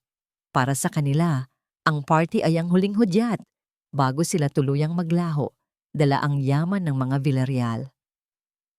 Isang hapon, habang nag-aayos ako ng mga lumang photo album sa library, pumasok si Doña Teresita. Tumayo siya sa aking likuran, pinapanood ang aking mga daliri na marahang hinahaplos ang mga kupas na larawan. "Pamilya niyo po?" tanong ko. "Oo," sagot niya. Ang boses ay malambing. "Ang mga magulang ko. Namana mo sa lola mo ang mga mata mo." Natigilan ako sa kanyang sinabi at napatingin sa kanya. Nagtama ang aming mga paningin. Walang salitang namutawi, ngunit sa sandaling iyon, nagkaintindihan kami. Hindi pa niya sinasabi ang lahat, pero ipinaramdam niya sa akin na alam na niya, na hindi na ako nag-iisa. Umupo siya sa tabi ko at marahang hinawakan ang aking kamay. Ang kamay na dati naglalaban ng damit at ngayon ay nag-aayos ng papeles ng kanyang kumpanya. "Huwag kang matakot," bulong niya. Ang kanyang mga mata ay nangungusap ng isang pangako. "Kahit anong mangyari, mula ngayon, nandito na ako." Tumulo ang luha ko. Sa wakas, ang pader na itinayo ko sa paligid ng mong aking puso ay nagsimulang gumuho. Ang init ng kanyang palad ay ang init ng isang ina na matagal kong hinanap. Tumango ako, hindi na kailangan pang magsalita. Habang kami ay nasa library, si Jude naman, na nagkukunwaring taga-ayos ng aircon, ay tahimik na nagkakabit ng mga hidden camera. Isa sa loob ng orasan sa opisina ng Donya at isa sa likod ng isang painting sa sala. Kailangan nila ng ebidensya na hindi matututulan sa korte. Isang pag-amin na magmumula mismo sa bibig ng ahas. Ang araw ng party ay papalapit na. Ang mansyon ay puno ng mga bulaklak at dekorasyon. Ang lahat ay abala. Ngunit sa likod ng kasiglahan ay ang papalapit na unos. Isang gabi bago ang party, pumasok si Priscilla sa kwarto ng kanyang ina upang manghiram ng alahas. Habang binubuksan niya ang mga drawer, may isang bagay na umagaw ng kanyang pansin. Sa ilalim ng mga mamahaling lingerie ni Christine, nakatago ang isang maliit na bote na walang label. Sa loob nito ay isang likidong walang kulay, tila ordinaryong tubig lamang.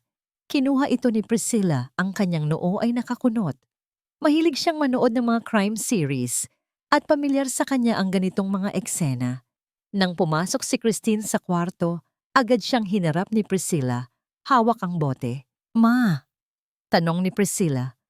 Ang kanyang boses ay hindi puno ng takot, kundi ng kaba at pananabik. "Ano to? Para saan to?" Tiningnan ni Christine ang bote at ngumiti ng malamig. "Insurance," sagot niya. "Just in case magbago ang isip ng tita mo." Nanlaki ang mga mata ni Priscilla. Ang pagiging ignorante niya ay napalitan ng isang nakakatakot na pagkaunawa. "You mean, gagamitin mo to sa kanya? Sa party?" Hindi sumagot si Christine. Kinuha lang niya ang bote mula sa kamay ni Priscilla at itinago ito muli. Ang katahimikan niya ay mas malakas pa sa anumang pagsagot. Naiwan si Priscilla na nakatayo. Ang kanyang puso ay kumakabog. Hindi dahil sa konsensya, kundi sa takot na baka madamay siya kung mabigo ang plano ng kanyang ina. Ang bitag ay handa na, ngunit hindi nila alam na sila ang papasok dito, hindi ang kanilang bintiktima. Ang gabi bago ang piging ay nababalot sa isang huwad na kapayapaan. Ang mansyon ay tahimik, ang mga ilaw ay malalamlam, at ang mga palamuting bulaklak ay nagbibigay ng matamis na halimuyak na pilit itinatago ang lason na nag-aabang sa dilim. Bago matulog, ipinatawag ako ni Doña Teresita sa kanyang kwarto. Nakaupo siya sa harap ng kanyang vanity mirror, inaalis ang kanyang mga alahas. "Minnie," sabi niya, Ang kanyang boses ay mahinahon ngunit may bigat na parang bakal. Mamayang gabi, dadalhan ako ni Christine ng tubig bago matulog. Gawin na namin iyon simula pa noon. Pero ngayong gabi, humarap siya sa akin at ang kanyang mga mata ay nag-aapoy sa determinasyon. Sigurado akong may halo na yon. Kailangan nating maging handa. Ang mabilis na pagtambol ng aking dibdib ay halos umalingaw-ngaw sa silid. Tumango ako. Pilit na nilulunok ang takot. Ito na yon. Ang simula ng katapusan. Gaya ng inaasahan, ilang sandali bago maghating gabi, kumatok si Christine sa pinto. May dala siyang isang baso ng tubig sa isang silver tray. Ang kanyang nangiti ay kasing tamis ng pulot, ngunit ang kanyang mga mata ay kasing lamig ng yelo. Ate, here's your water. Malamig niyang sabi. Para makatulog ka ng mahimbing, you need all the rest you can get for your big day tomorrow. Ako ang kumuha ng tray. Habang naglalakad ako palapit kay Doña Teresita, ang aking mga kamay ay nanginginig. Ang aking mga mata ay nakapako sa baso ng tubig. Isang baso ng kamatayan. Pinihit ko ang aking katawan ng bahagya upang harangan ang paningin ni Christine at sa isang kalkuladong galaw, sinadya kong matapilok sa paa ng isang maliit na mesa. Ang pagbagsak ng tray sa sahig ay lumikha ng tunog ng nabasag na salamin na yumanig sa katahimikan ng kwarto. Ang tubig ay kumalat sa mamahaling Persian rug. Nako, patawad po. Sigaw ko, kunwari ay natatataranta. Ang lampa ko po talaga. Pasensya na po, Ma'am Christine. Stupid girl! Singhal ni Christine. Pero bago pa siya makagawa ng eksena, mabilis akong kumilos. Sa ilalim ng mesa ay may nakahanda ng isa pang baso ng tubig. Walang lason, malinis. Mabilis kong kinuha yon. Heto po, Ma'am Teresita. Kukuha na lang po ako ng bago. Wag na. Putol ni Doña Teresita na tila naiinis sa nangyari. This will do. I'm thirsty. Kinuha niya ang baso ng malinis na tubig mula sa aking kamay at ininom ito ng dire-diretso. Nakita ko ang pagtaas ng kilay ni Christine, nagtataka sa bilis ng mga pangyayari. Ngunit ang nangiti ng tagumpay ay muling sumilay sa kanyang mga labi nang makita niyang naubos ng kanyang kapatid ang laman ng baso. Good night, ate, sabi ni Christine at mabilis na lumabas. Hindi na nag-abalang tumulong sa paglilinis ng bubog. Kailangan niyang umalis bago pa tumalab ang lason. Nang maisara ang pinto, tumingin sa akin si Doña Teresita at bahagyang tumango. Ang aming plano ay gumana. Ngayon, ang pinakamahirap na bahagi ay magsisimula. Pagkatapos ng ilang minuto, nagsimulang umarte si Doña Teresita. Una ay isang mahinang ubo. Pagkatapos ay isang paghawak sa kanyang dibdib na para bang nahihirapan siyang huminga. Bumagsak siya sa sahig.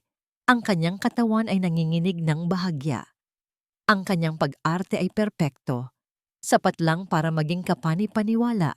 Hindi o Tumakbo ako palabas ng kwarto at sumigaw ng malakas. Tulong! Tulungan niyo kami! Inaatake si Donya. Unang dumating si Christine at Priscilla, ang kanilang mga muka ay balot ng pekeng pag-aalala. Nakahandusay si Doña Teresita sa sahig, walang malay. Oh my God! Ate! Sigaw ni Christine. Lumuhod siya sa tabi nito, ngunit hindi man lang ito hinawakan. Mom, is she dead? Tanong ni Priscilla. Ang boses ay nanginginig hindi sa lungkot, kundi sa excitement. Dito na nagsimula ang palabas na kanina pa namin hinihintay. Habang ako ay nakaluhod sa tabi ni Doña Teresita, kunwari umiiyak at niyugyug siya, pasimple kong kinuha ang aking cellphone. Pinindot ko ang record button at itinago ito sa ilalim ng laylayan ng aking damit. Ang kamera ay nakatutok sa kanila. She's gone! Bulong ni Christine at isang malapad na ngiti ang gumuhit sa kanyang mukha. Tumayo siya at niyakap si Priscilla. Tapos na, anak. Tapos na ang paghihintay natin. Sa atin na ang lahat. Tumawa ng mahina si Priscilla. Finally! I can't believe that old witch is gone. Akala niya talaga. Hindi ko alam ang mga plano niya. She was so stupid believing all your lies, Mom. Lumapit si Christine sa walang buhay na katawan ni Teresita at hinaplos ang mukha nito ng walang paggalang. Kawawang ate, masyado kang nagtiwala. Akala mo, hindi ko alam na nalaman mo na ang tungkol sa anak mo? Akala mo, mapaglalaruan mo ako? Tumingin siya sa akin. At ikaw, Anya, ang kanyang boses ay puno ng lason. Don't worry. Pagkatapos ng party bukas, isusunod kita sa nanay mo. Ibabalik kita sa basurahan kung saan ka nararapat. Ang bawat salita nila ay tila mga punyal na paulit-ulit tumatarak sa puso ko. Ngunit pinilit kong magpatuloy sa pag-iyak. Ang bawat hikbi ko ay katumbas ng isang ebidensya. Anong gagawin natin ngayon, Ma? Tatawag ako ng doktor natin. Sagot ni Christine. He will declare that she died of a heart attack, natural causes. At bukas, sa party, i-announce natin ang malungkot na balita. Bago ko i-announce na ikaw, anak, ang bagong CEO ng Villarreal Empire. Nagtatalon sa tuwa si Priscilla. Niyakap niya ang kanyang ina habang nakatingin sa katawan ni Doña Teresita na may sukdulan pandidiri. Ang eksenang yon, ang dalawang demonyong nagsasayawan sa ibabaw ng bangkay ng kanilang biktima ay nakatatak na sa aking isipan at sa memory card ng aking telepono. Kinabukasan, maaga pa lang ay ipinagkalat na ni Christine ang balita sa buong mansyon. Si Doña Teresita ay nagkaroon daw ng matinding stroke at kasalukuyang comatose. Mahigpit na ipinagbawal ni Christine ang pagpasok sa kwarto ng Doña. She needs absolute rest, sabi niya sa lahat, habang ang tunay na dahilan ay para hindi malaman ng iba, nagising ang Doña sa loob. Nakatayo ako sa labas ng nakakandadong pinto. Hawak ang susi na ibinigay sa akin ni Doña Teresita kagabi. Sa labas, abala na ang lahat sa paghahanda para sa party. Naririnig ko ang masayang boses ni Priscilla na nag-uutos sa mga caterer. Hindi nila alam na ang party na pinakahihintay nila ay hindi selebrasyon ng kanilang tagumpay. Ito ay ang magiging huling hapunan nila sa mansyon na ito. At habang papalapit ang gabi, ang katahimikan sa likod ng nakakandadong pinto ay hindi katahimikan ng isang may sakit. Ito ay ang katahimikan ng isang leon na naghihintay ng tamang oras para manila. Ang grand ballroom ng mansyon ng mga Villarreal ay isang dagat ng diamante at pagkukunwari. Ang mga pinakamayayamang tao sa Pilipinas ay naroroon, nakasuot ng kanilang mga pinakamamahaling damit, habang ang hangin ay puno ng amoy ng champagne at matatamis na kasinungalingan. Bawat isa ay bumabati kay Christine at Priscilla. Nakikiramay sa biglaang pagkakasakit ni Doña Teresita. Ngunit sa likod ng kanilang mga mata ay ang kuryosidad kung sino ang magiging bagong reyna. Sa gitna ng entablado, tumayo si Christine, hawak ang mikropono. Ang kanyang mukha ay balot ng isang perpektong maskara ng kalungkutan. Sa kanyang tabi ay si Priscilla, nakasuot ng isang puting bestida na kumikinang. Tila isang anghel na handa ng koronahan. My dearest friends, colleagues, panimula ni Christine, ang kanyang boses ay nanginginig sa huwad na emosyon. With a heavy heart, I have to announce that my beloved sister, Teresita, suffered a severe stroke last night. She is currently fighting for her life. Isang kolektibong paghinga ng pagkagulat ang gumapang sa buong silid. Ang mga bulungan ay nagsimula. Ngunit agad ding huminto nang itaas ni Christine ang kanyang kamay. But the Villarreal legacy must continue, patuloy niya. And as per her last verbal instruction to me, I am here to formally announce the new CEO and sole heir of the Villarreal Corporation, my daughter, Priscilla Alonzo Villarreal. Isang masigabong palakpakan ang yumanig sa ballroom. Ngumiti ng malapad si Priscilla. Ang kanyang mga mata ay nagningning sa tagumpay. Humakbang siya pasulong, handa nang tanggapin ang kanyang trono, ang kanyang korona. ang lahat ng bagay na ninakaw niya. Ngunit bago pa man niya mahawakan ang mikropono, bumukas ang dambuhalang pinto sa likuran ng ballroom. Ang tunog ng pagbukas nito ay hindi malakas, ngunit ang epekto nito ay tila isang pagsabog na nagpatahimik sa lahat. Napatigil ang palakpakan, napatigil ang musika, lahat ng ulo ay lumingon. Doon, sa bukana ng pinto, nakatayo si Doña Teresita. Hindi siya mukhang may sakit, hindi siya mukhang mahina. Nakatayo siya roon, suot ang isang pulang-pulang bestida na tila apoy. Ang kanyang buhok ay nakaayos ng perpekto at ang kanyang mga mata ay nagliliyab sa isang determinasyon na kayang tumunaw ng bakal. Ang katahimikan ay halos nakakabingi. Ang mga panga ay nangalaglag. Ang mga baso ng alak ay natigilan sa ere.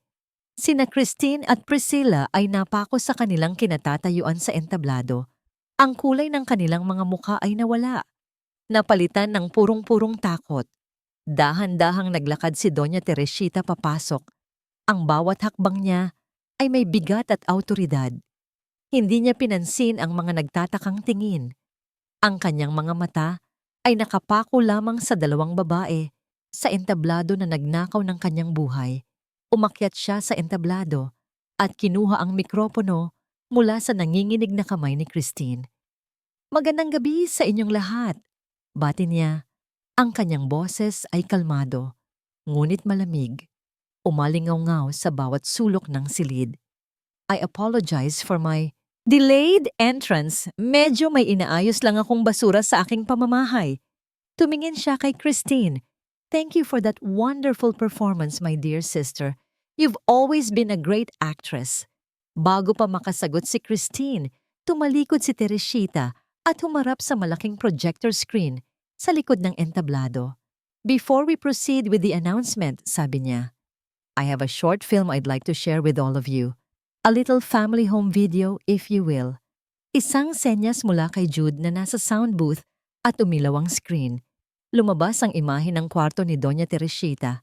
At doon, ang video na kinunan ko kagabi ay nagsimulang umandar. Narinig ng buong ballroom ang boses ni Christine na nagsasabing, "Tapos na anak, sa atin na ang lahat." Narinig nila ang tawa ni Priscilla, narinig nila ang mga salitang old witch at stupid. Narinig nila ang plano ni Christine na isunod ako sa nanay ko. Ang bawat salita ay tila isang sampal sa mukha ng bawat bisita. Ang bulungan ay napalitan ng galit na mga ungol. Nang matapos ang video, ang mga mukha ni na Christine at Priscilla ay kasing puti ng kanilang mga bestida. Nanginginig sila, hindi makapagsalita, habang ang daan-daang pares ng mata ay nakatitig sa kanila nang may sukdulang pandidiri. Ngunit hindi pa tapos si Doña Teresita. Isang dokumento ang lumabas sa screen. Ang resulta ng DNA test, ang mga salitang 99.999% positive ay nakasulat sa malalaking letra sa tabi ng mga pangalang Teresita Alonso Villarreal at Minerva Cruz. 25 taon na ang nakakaraan. Nagsimulang magsalita si Teresita. Ang kanyang boses ay nanginginig na sa pinipigilang emosyon. "Ipinanganak ko ang aking unikahidya. Ngunit sinabi sa akin ng aking sariling kapatid na namatay siya sa sunog. Ang hindi ko alam, ipinamigay niya ang anak ko at ipinalit ang sarili niyang anak para lumaki sa yaman na dapat ay sa anak ko." Lumingon siya sa akin. Nakatayo ako sa gilid ng ballroom kasama si Jude. Ang lahat ng mata ay napunta sa akin. "Ngayong gabi," sabi ni Doña Teresita, iniabot niya ang kanyang kamay sa akin. "Gusto kong ipakilala sa inyo ang tunay na tagapagmana, ang dugo ng dugo ko, ang buhay ng buhay ko." Naglakad ako papunta sa entablado. Ang aking mga tuhod ay nanginginig, ngunit ang aking puso ay buo. Hinawakan ko ang kanyang kamay. "Meet my daughter," anunsyo ni Teresita. Ang kanyang boses ay puno ng pagmamahal at pride. "Catalina Alonso Villarreal." Sa sandaling iyon, bumukas muli ang mga pinto.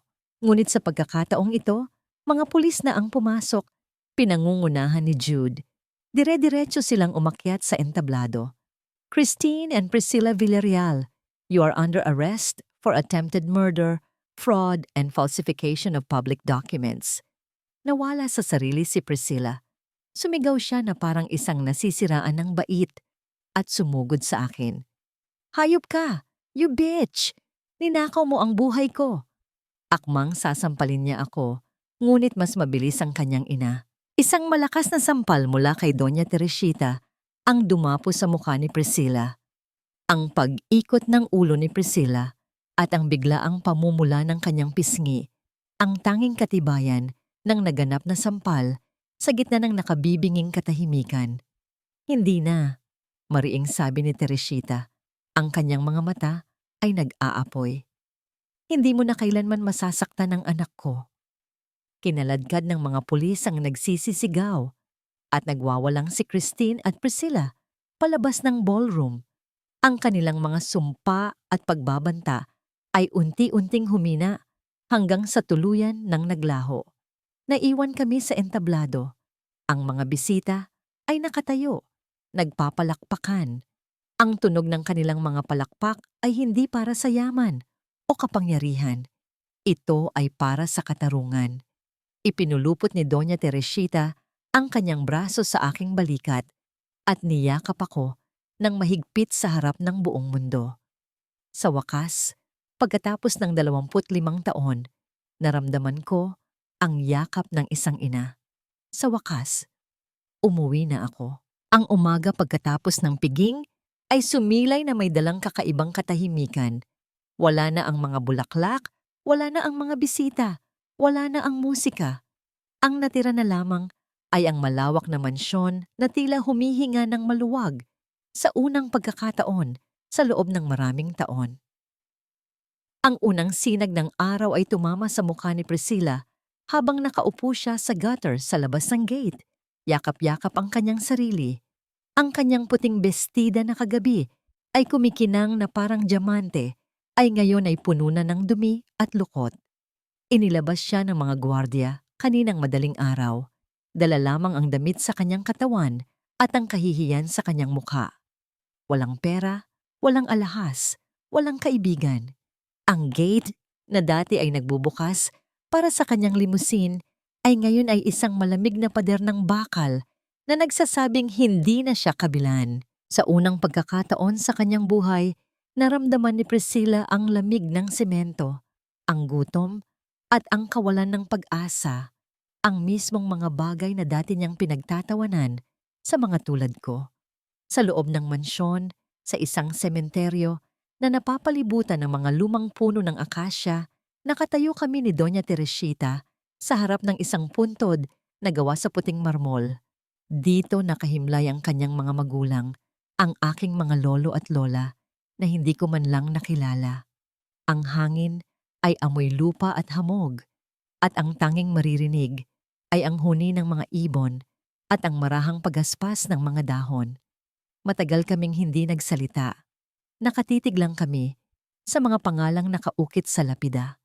Pagkatapos ng 25 taon ng pagkukunwari at sakit, tila wala nang salitang sapat para punan ang katahimikan. Dito kita dapat dinadala tuwing linggo. Basag niya sa katahimikan, ang kanyang boses ay puno ng panghihinayang. Dapat nakilala ka nila. Siguradong ipagmamalaki ka ng lola mo. Manang-mana ka sa kanya.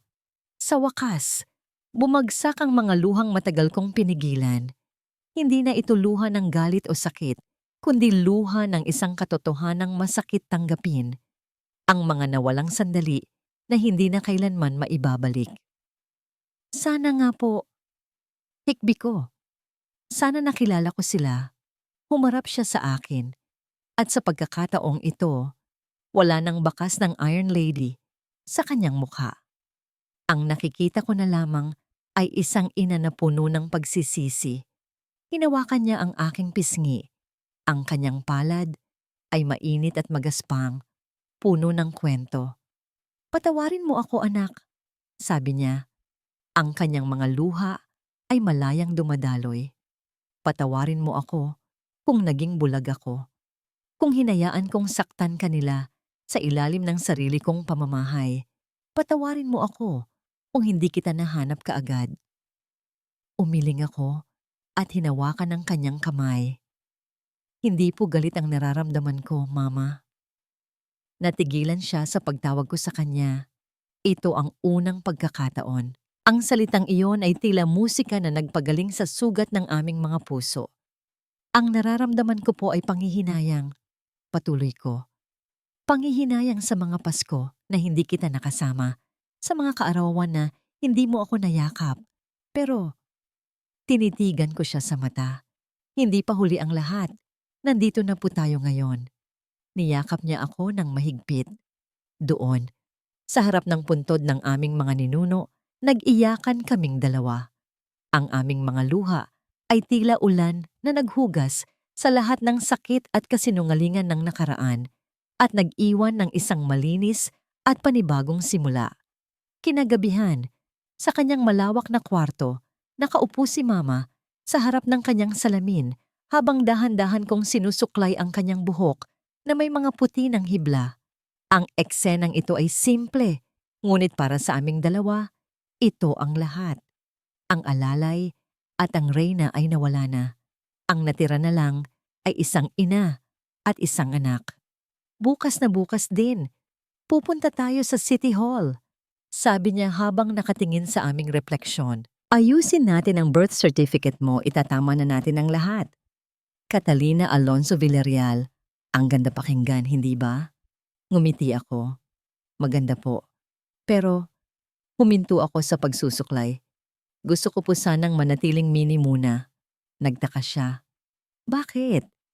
Dahil si Minnie po ang nagtiis, ang lumaban, at ang natuto. Paliwanag ko.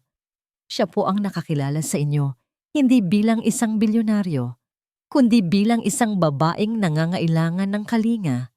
Ayokong itapon ang pagkatao niya. Gusto kong patunayan sa lahat na kaya kong pamunuan ang kumpanya, hindi dahil isa akong Villarreal, kundi dahil karapat-dapat ako. Tumingin siya sa akin mula sa salamin. Ang kanyang mga mata ay puno ng paghanga at pagmamalaki. Hinawakan niya ang aking kamay na nakapatong sa kanyang balikat.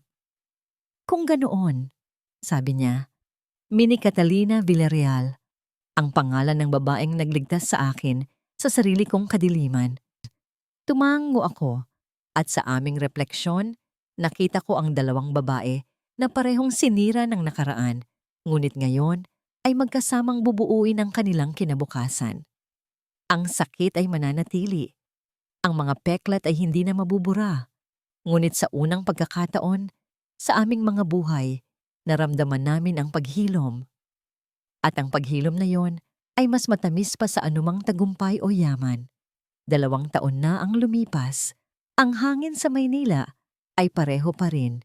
Mainit, maingay, at puno ng mga pangarap na hinahabol. Ngunit sa loob ng isang bagong tayong gusali sa Quezon City, isang naiibang uri ng pangarap ang isinilang. Nakatayo ako sa harap ng isang maliit na entablado sa tabi ni Mama Teresita. Sa aming harapan ay isang grupo ng mga bata na may malawak na ngiti, mga batang naligaw, inabandona o naulila. Ngayon, sabi ko sa mikropono, ang aking boses ay matatag ngunit puno ng init. Formal na nating binubuksan ang Minnie Cruz Foundation, isang tahanan para sa mga batang naghahanap ng kanilang daan pauwi. Ang palakpakan ay umalingaw-ngaw sa buong silid. Hindi ito ang palakpakan para sa isang bilyonaryo, kundi palakpakan para sa pag-asa. Tumingin ako kay Mama at ang kanyang mga mata ay nagniningning sa pagmamalaki. Sa 2 taon na yon, natutunan kong pamunuan ang Villarreal Corporation. Ipinakita ko sa Board of Directors na ang aking halaga ay wala sa aking apelyido, kundi na sa aking kakayahan. Ngunit ang pundasyong ito ang aking kaluluwa. Ito ang paraan ko upang bigyan ng kahulugan ang lahat ng sakit na aking pinagdaanan. Ang kaso laban kay Tita Christine at Priscilla ay natapos na. Habang buhay na pagkabilanggo ang hatol kay Tita Christine para sa tangkang pagpatay at pandaraya. Si Priscilla naman Dahil sa pagiging kasabwat, ay nahatulan ng maraming taon sa kulungan, ngunit mas matindi ang naging parusa niya sa labas. Ang balita tungkol sa kanya ay paminsan-minsan kong naririnig. Isang babaeng pag-alagala sa mga lansangan, namamalimos. Ang dating kinang sa kanyang mga mata ay napalitan ng kawalan. Hindi ako nakaramdam ng tuwa, kundi awa. Ang tunay na hustisya ay hindi ang paghihiganti, kundi ang paghilom. Kinagabihan, dinala ako ni Jude sa isang pamilyar na lugar. Ang dalampasigan sa Batangas, kung saan madalas akong pumunta noong bata ako para mangarap. Tahimik kaming naglakad sa buhanginan. Ang aming mga paa ay hinahaplos ng maligamgam na tubig dagat. Ang marahang paghalik ng mga alon sa dalampasigan ang tanging musika sa pagitan namin. Huminto kami at pinanood ang papalubog na araw.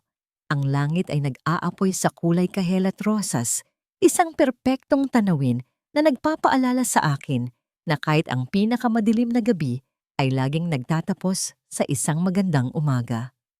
Naalala mo ba noong una tayong nagkita dito? Tanong ni Jude. Ang kanyang boses ay malambing. Sabi ko sa'yo, hindi ka nababagay sa gulo ng mansyon na masyado kang totoo para sa mundong yon. Ngumiti ako. Naaalala ko. At tama ka. Pero kailangan kong pagdaanan ang lahat ng iyon para mahanap ang tunay kong lugar. At nahanap mo na ba? Tanong niya. Tumingin ako sa kanya. Sa loob ng 2 taon, hindi niya ako pinabayaan. Naging sandalan ko siya, ang aking kakampi, ang aking matalik na kaibigan. Ang pagmamahal niya ay hindi humihingi ng kapalit. Ito ay nagbibigay, nag-aaruga, at nagpapalaya. Oo, sagot ko. Nahanap ko na. Lumuhod siya sa aking harapan sa buhanginan. Walang mamahaling singsing, walang grand gestures. Inilabas niya mula sa kanyang bulsa ang isang maliit na kabibe na napulot niya sa dalampasigan. Mini Catalina Villarreal, sabi niya.